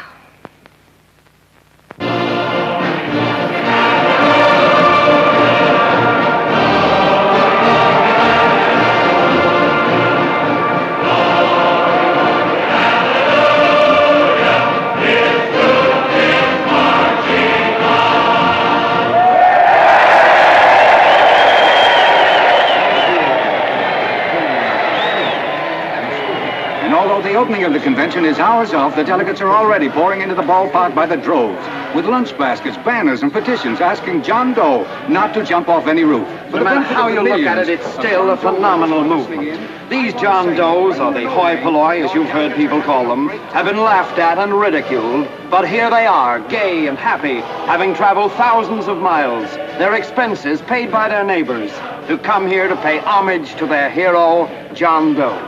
And in these days of wars and bombings, it's a hopeful sign that a simple idea like this can sweep the country. An idea based on friendliness, on giving and not taking, on helping your neighbor and asking nothing in return.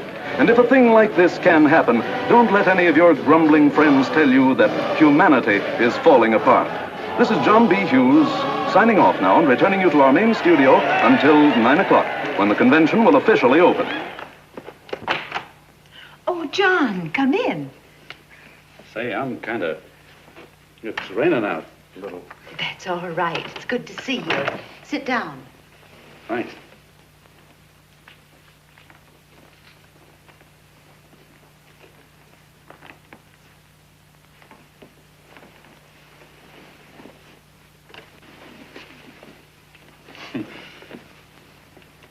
It's for Anne. Oh, how nice. Thank you very much. Flowers. I'm terribly sorry she isn't here. She isn't?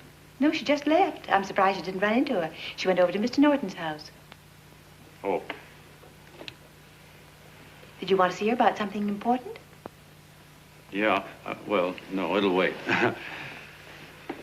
Say, he's a nice man, isn't he? Mr. Norton, I mean. He's done an awful lot for the...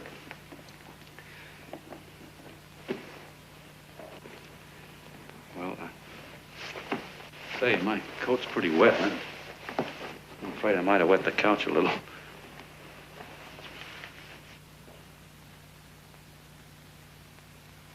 Well, I guess I'll see her at the convention later. Yes, of course. I'll see that she gets the flowers. Thanks. Good night, Mrs. Mitchell. Good night, John.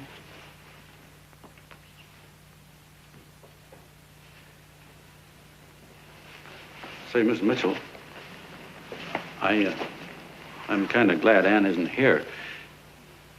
You see, I came over here hoping to see her alone, and kind of hoping I wouldn't, too, you know what I mean? There was something I wanted to talk to her about. But, well, it'll wait, I guess. Good night. Good night, John. Say, look, Mrs. Mitchell, have you ever been married? Oh, I'm sure you have. Gosh, that's pretty silly. But I guess you must think I'm kind of batty. Well, I guess I'd better be going at that.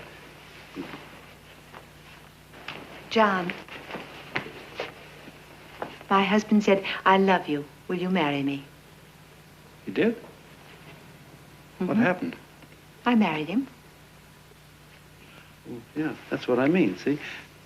It was easy as all that, huh? Uh-huh. Yeah, but look, Mrs. Mitchell, you know, I love Ann, and it's going to be awfully hard for me to say it because, well, you know, she's so wonderful. And, well, the best I ever was a Bush League pitcher. And, you know, I think she's in love with another man, the one she made up. You know, the real John Doe. Well, that's pretty tough competition. I bet you he'd know how to say it all right.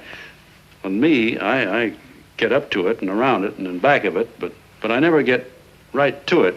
You know what I mean? So the only chance I've got is, well, if somebody could kind of give her a warning, sort of prepare her for the shock. You mean you'd like me to do it? Hmm? Well, I was thinking that, yeah, you know, sort of break the ice. Of course I will, John. Gee, thank you, Mrs. Mitchell. Hey, you're okay.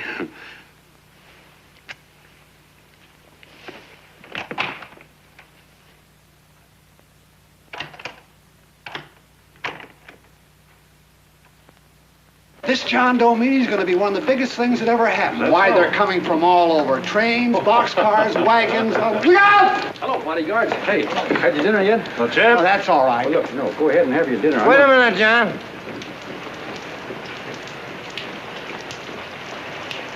Hello, Mr. Cannell. How are you, John? John, I want to have a little talk with you. What's the matter? Are you falling? Come on. Hey, boss. Oh, quiet. Say, tell me something. Did you read the speech you're going to make tonight? No, I never read the speeches before I make them. I get more of a kick out of it that way. Uh-huh. It's just exactly what I thought. Beanie, go on down to the office, tell Pop to give you the speech. There's a copy on my desk. Gee whiz, boss, you know Mr. Norton told me not to leave him, not even for a minute. Go on. We'll be at Jim's bar up the street. You're a nice guy, John. I like you. You're gentle. I always like gentle people. Me, I'm hard.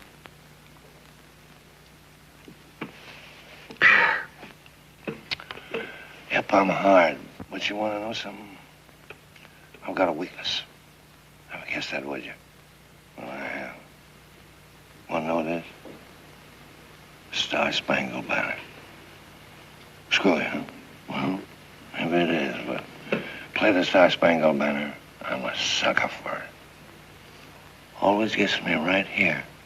Know what I mean? Yeah, it gets me right back here. Oh, back there, huh? Well, every man to his own taste.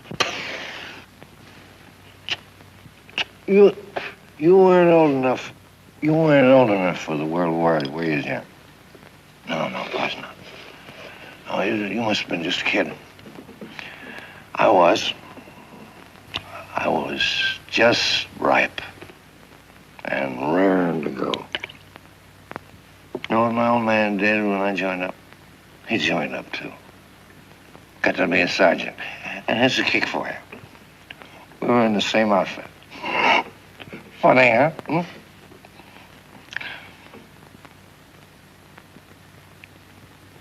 He was killed, John. I saw him get it.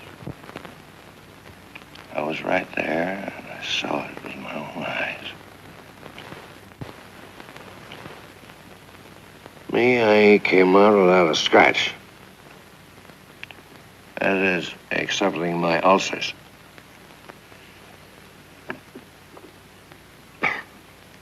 I should be drinking milk, you know. This stuff is poison. Hey, Tubby. Yes, Mr. Cannell? What do you say, huh? All right. Yep, I'm a sucker for this country. I'm a sucker for the Star-Spangled Banner, and I'm a sucker for this country. I like what we got here. I like it. A guy can say what he wants and do what he wants without having a bandage shoved through his belly. And that's all right, isn't it? You betcha. Yeah. And we don't want anybody coming around changing it, do we? No, sir. No, sir. And when they do, I get mad. I get boiling mad. right now, John, I'm sizzling. I get mad for a lot of other guys besides myself. I get mad for a guy named Washington, and a guy named Jefferson, and Lincoln. Lighthouses, John. Lighthouses in a foggy world. You know what I mean? Yeah, you bet. Listen, pal. This fifth column stuff is pretty rotten, isn't it? Yeah, it certainly is. And you'd feel like an awful sucker if you found yourself marching right in the middle of it, wouldn't you? You. Of course, you wouldn't know it because you're gentle. But that's what you're doing. You're mixed up with a skunk, my boy.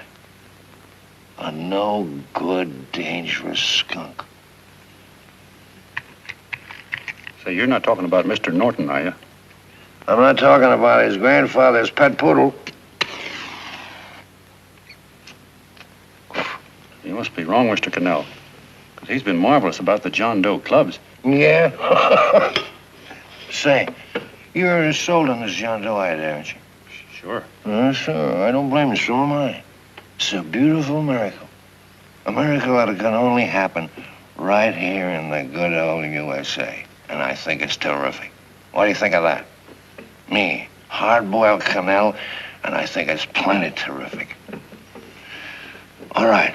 Now, supposing a certain unmentionable worm whose initials are DB was trying to use that to shove his way into the White House so he could put the screws on, so he could turn out the lights in those lighthouses.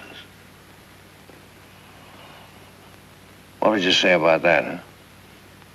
Nobody's going to do that, Mr. Cannell. They can't use the John Doe clubs for politics. That's the main idea. Is that so? Then what's a big political boss like Hammett doing in town? And a labor leader like Bennett? And a lot of other big shots are up at DB's house right now. Wolves, John. Wolves. Waiting to cut up the John Does. Wait till you get a gander at the speech you're going to make tonight. You're all wet. Miss Mitchell writes those speeches. Nobody can make her write that kind of stuff. They can't, huh? Who do you think writes them? My Aunt Emma? I know she writes them. And gets a big bonus for doing them, too. A mink coat and a diamond bracelet. Don't write them. Why, that gold-grabbing dame would double-cross her own mother for a handful of Chinese yen. Shut up.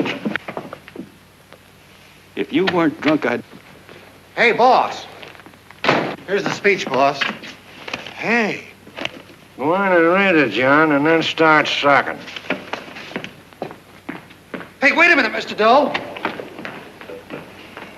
Tubby? Yes, sir. Better bring me a glass of milk. I'm smoking too much. Yes, Charlie? Got everything all set? Fine. John Doe been taken care of? Good. How many people do you think will be there? 15,000? Oh, my, that's fine. Now, listen, Charlie. As soon as John Doe stops talking about me, I want you to start that demonstration. And make it a big one, you understand? Don't worry about that, DB. My boys are there. They'll take care of it. What? Yes, I'll be there 15 minutes after I get your call.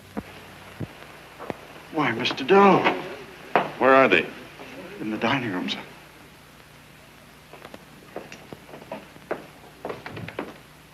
Now, gentlemen, I think we're about ready to throw that great big bombshell. Yeah, well, it's about time.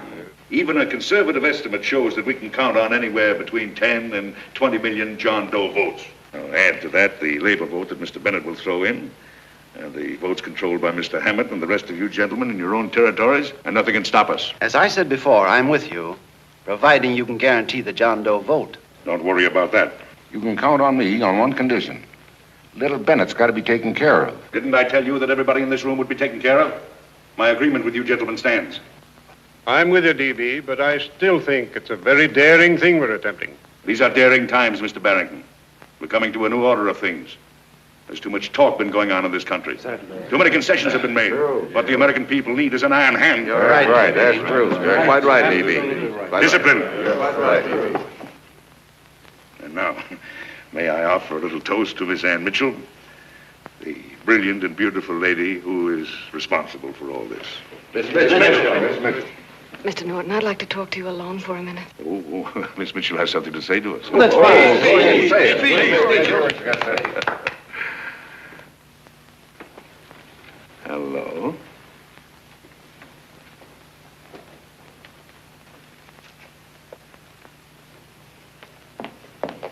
John, I'm so glad to see you. I was terribly worried. Did you write this? Yes, I did, John, but I had no idea what was going on. You didn't? No.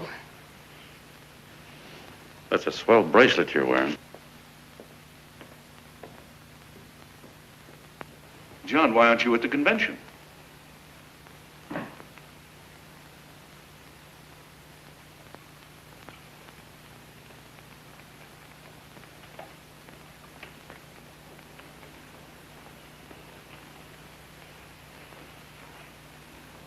Is there anything wrong? No, nothing's wrong. Everything's fine. So there's going to be a new order of things, huh? Everybody's going to cut himself a nice fat slice of the John Does, eh? You forgot one detail, Mr. Big Shot. You forgot me, the prize stooge of the world. Why, if you or anybody else thinks he's going to use the John Doe clubs for his own rotten purpose, he's going to have to do it over my dead body. Oh, hold on a minute, young man. Hold on. That's rather big talk.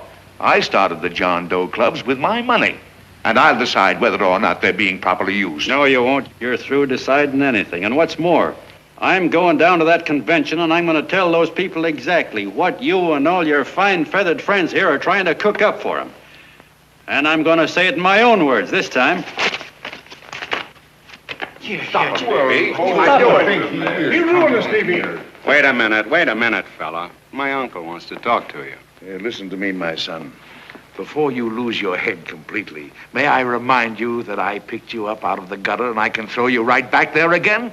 You've got a nerve accusing people of things. These gentlemen and I know what's best for the John Does of America, regardless of what tramps like you think.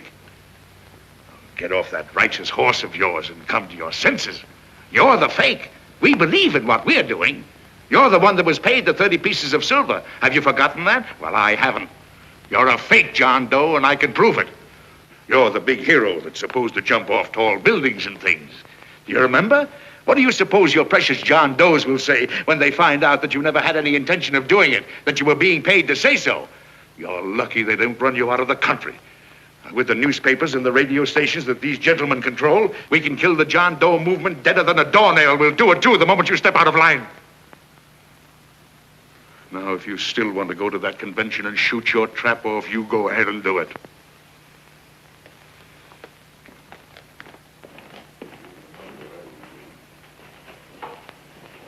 You mean to tell me you try to kill the John Doe movement if you can't use it to get what you want? You bet your bottom dollar we would.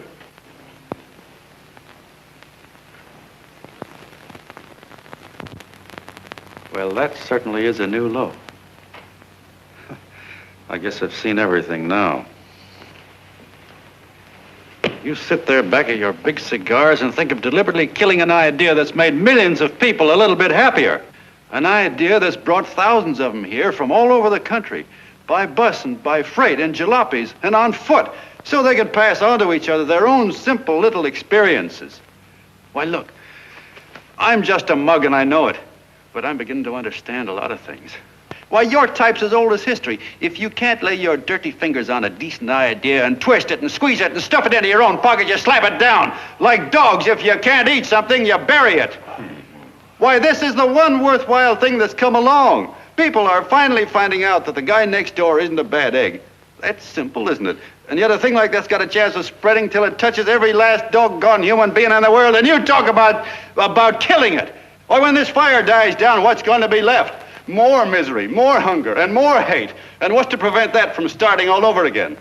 Nobody knows the answer to that one, and certainly not you with those slimy, bollocksed-up theories you got. The John Doe idea may be the answer, though. It may be the one thing capable of saving this cockeyed world, yet you sit back there on your fat, hulks and tell me you'll kill it if you can't use it. Well, you go ahead and try. You couldn't do it in a million years with all your radio stations and all your power, because it's bigger than whether I'm a fake. It's bigger than your ambitions, and it's bigger than all the bracelets and fur coats in the world. You bet it is, John. And that's exactly what I'm going down there to tell those people. Wait a minute, you ungrateful rat. My uncle's been too good to you. He's getting away. Give me the bulletin. John! I've always told you, D.B., you're playing with dynamite. Which way? All right, now, get away. Before he gets through tonight, he'll ruin it all. I'll stop him cold. Don't worry, I've been ready for this. John! Oh, John, please listen to me. Please, I can explain everything, John. I didn't know what they were going to do. Let me go with you, John. John, please. Go ahead, driver. The ballpark. Explain it to you, John. Please let me go with you. Please. John! Mr. Martin wants to see you. Listen to me, Mayor Lovett. You do as I say. I want them both arrested. You tell the police department to pick up Cannell. I've got the girl here. I've got the bullet. I don't care what you charge him with. If you're worried, let him go in the morning, but keep him in jail overnight. Hello, Bulletin. Put that wire on.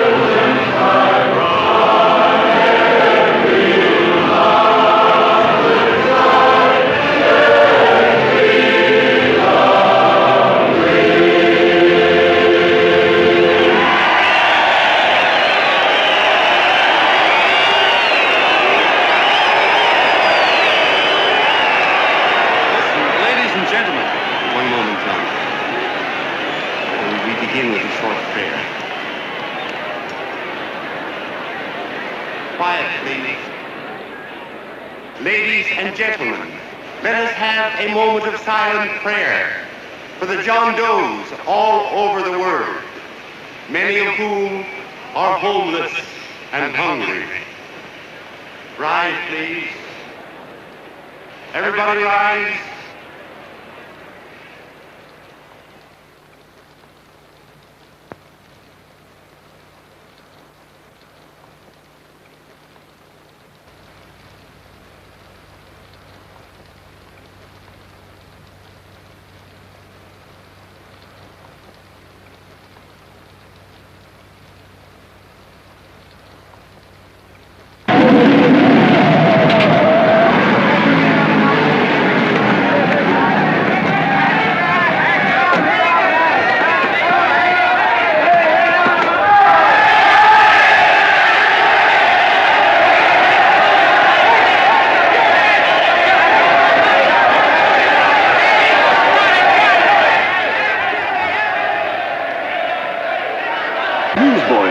Hundreds of yelling newsboys are swarming into the park like locusts. They're yelling John Doe's a fake. Fake.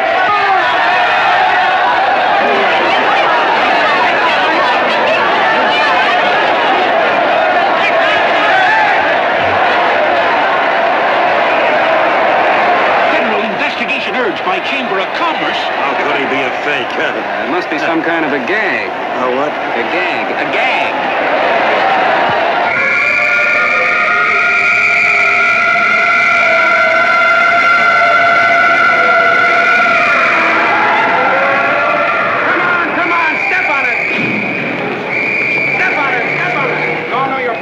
so let's get going. Wait for the thing. Hey, miss, will you autograph my balloon? Sure.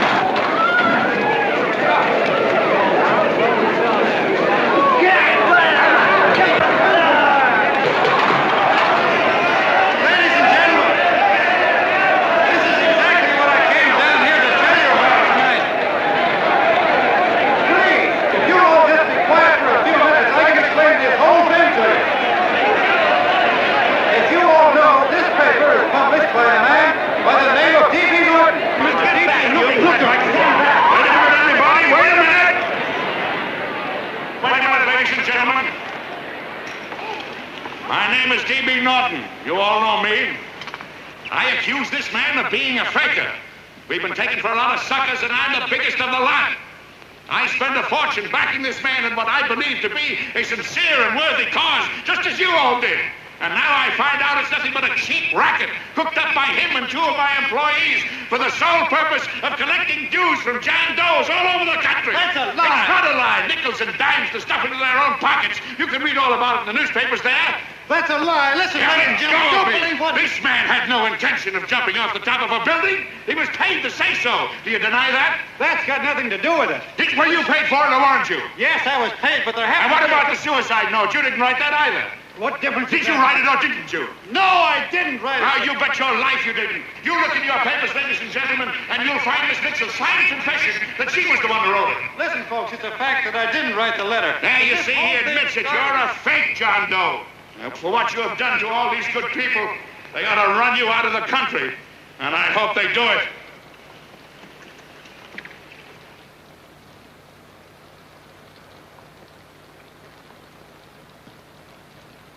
Speak up, John. We believe you. Please, listen, folks. Now that he's through shooting over his face, I've got a couple of things to tell you about. Come on, the rest of you get in here and riot. Break this crowd up. Come on. I'm sorry, folks, but we can't hear him anymore. Something's gone wrong with the loudspeakers. John Doe's a fake! Boo! Say, they can't hear me. Boo! This thing's not working. Ladies and gentlemen.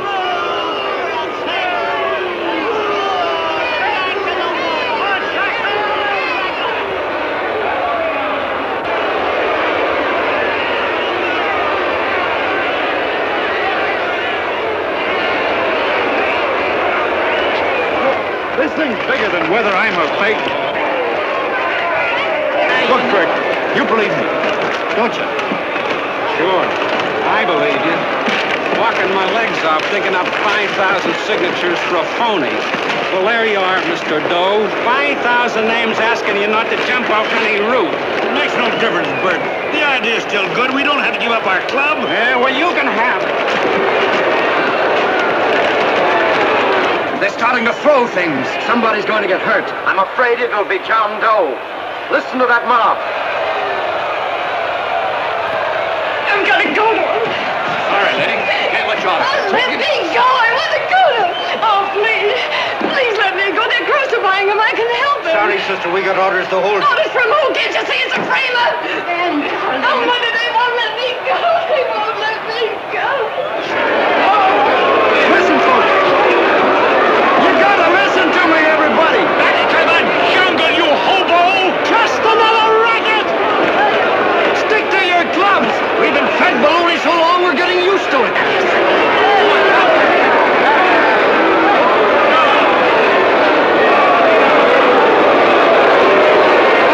The idea is still good. Believe me, folks. Listen, John Doe, you're the hope of the world.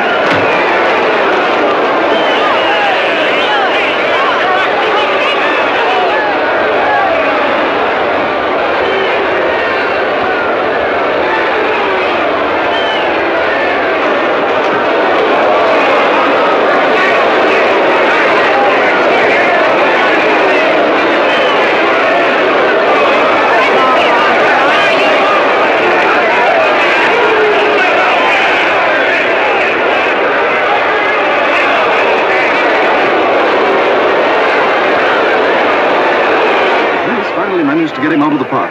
But if that boy isn't hurt, it'll be a miracle.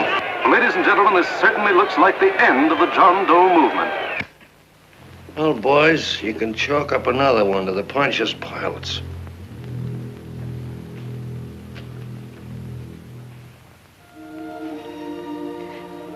I should have been there.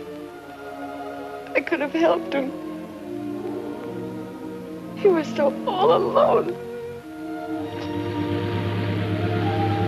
A lot of us are going to be mighty ashamed of ourselves after tonight.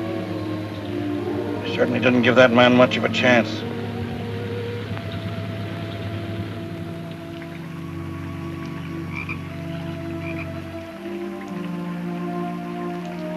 Have some more coffee, Long John?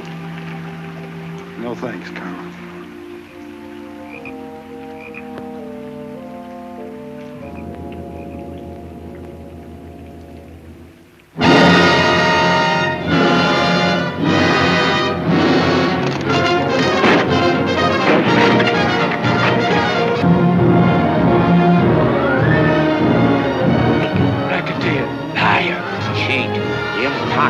Why don't you jump? Christmas Eve at midnight. Goodbye, Mr. Doe. You're a wonderful man. And God bless you, my boy. Now get in there and catch. You're a fake, John Doe, and I can prove it. You're the big hero who's supposed to jump off tall buildings and things. Do you remember?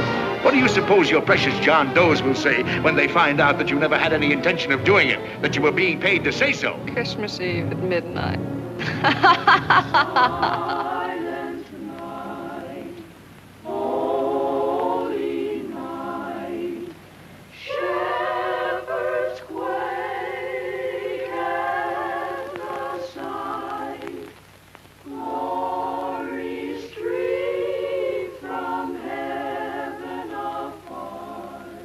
Merry Christmas, son. Merry Christmas. Christ the Savior is born.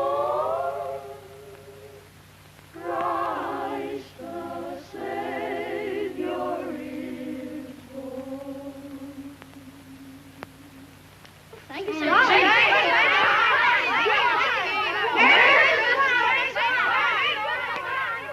Who? John Doe. Is that screwball still around? Dame's been calling all day. Sure, I know. Yeah, at midnight, huh? Okay, lady. We'll have the place surrounded with nets. They're laughing at me.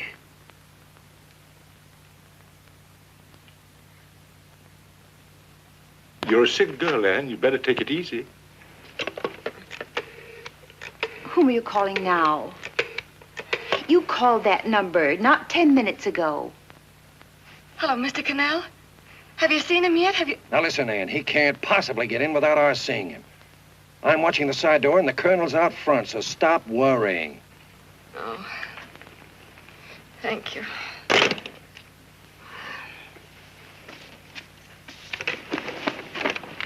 What, Ann?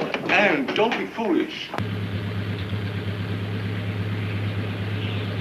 If this isn't the craziest, the battiest, the looniest wild goose chase I ever heard of. Oh, shut up, Bert. Sourpuss is right. Yeah, well, if he is, I'm a banana split. That man is going to be on that roof.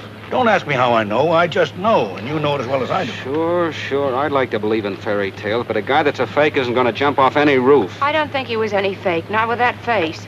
And anyway, what he stood for wasn't a fake. Okay, honey, okay.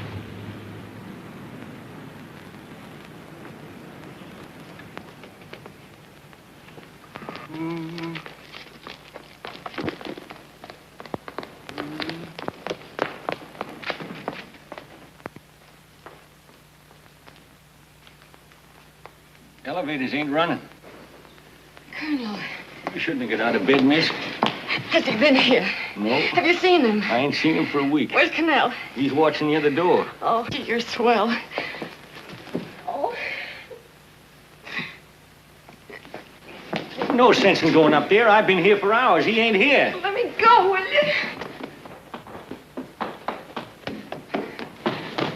Now that's crazy. It's 14 floors.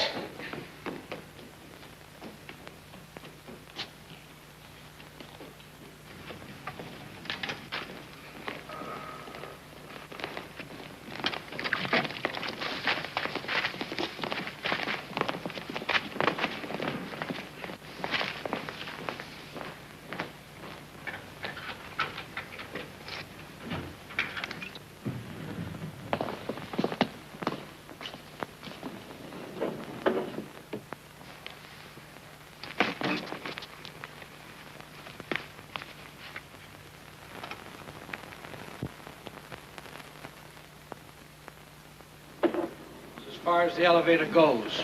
We gotta walk up to the tower.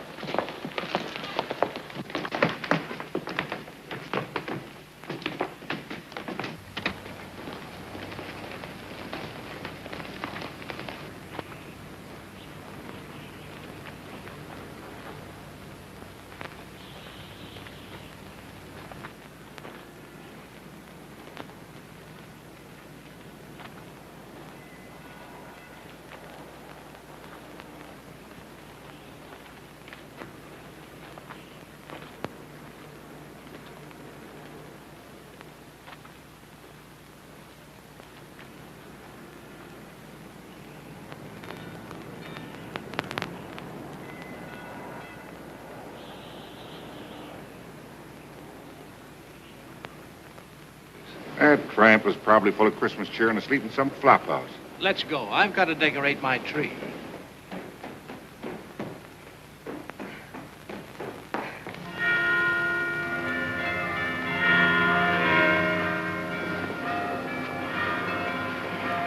Well, I give up.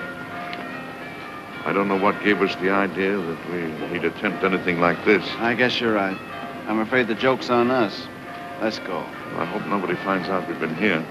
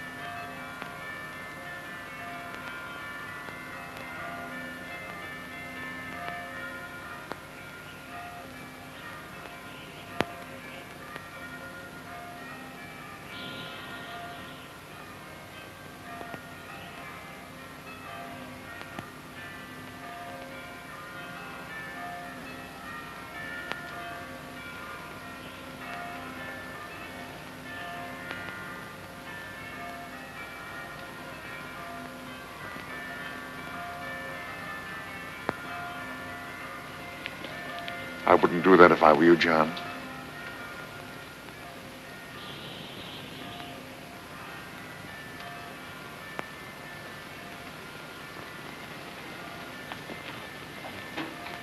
It'll do you no good.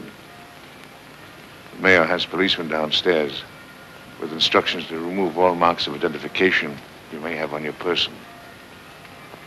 You'll be buried in Potter's Field, and you will have accomplished nothing.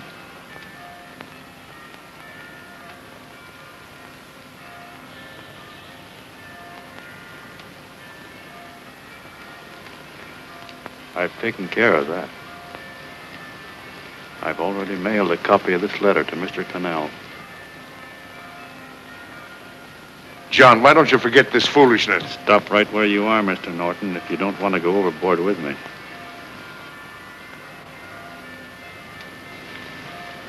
I'm glad you gentlemen are here. You killed the John Doe movement, all right. But you're going to see it born all over again.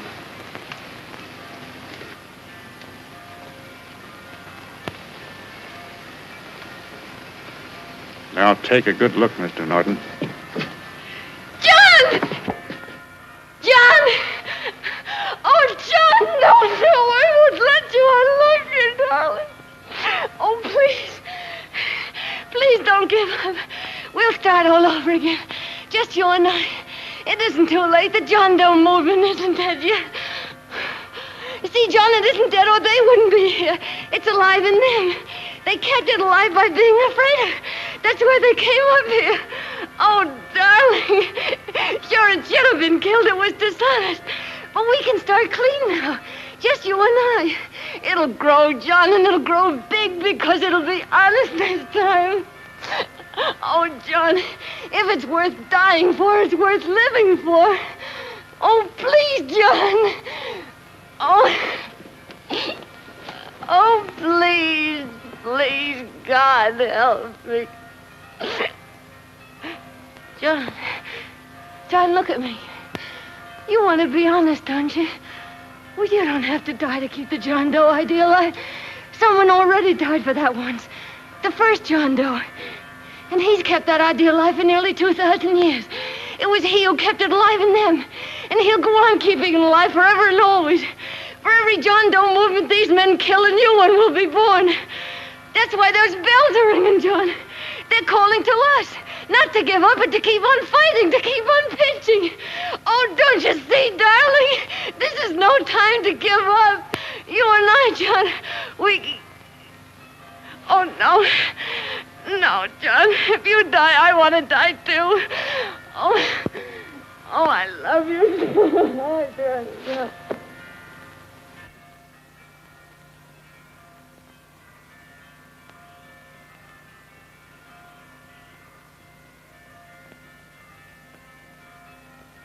Mr. Doe, you don't have to. We're with you, Mr. Doe. We just lost our heads and acted like a mob. What Bert's trying to say is that we need you, Mr. Doe. There were a lot of us that didn't believe what that man said. We were going to start up our John Doe Club again, whether we saw you or not, weren't we, Bert? And there were a lot of others that were going to do the same thing. Well, Mr. Sourpuss even got a letter from his cousin in Toledo. I got it right here, Mr. Doe. Only it'd be a lot easier with you. Please. Please come with us, Mr. Doe.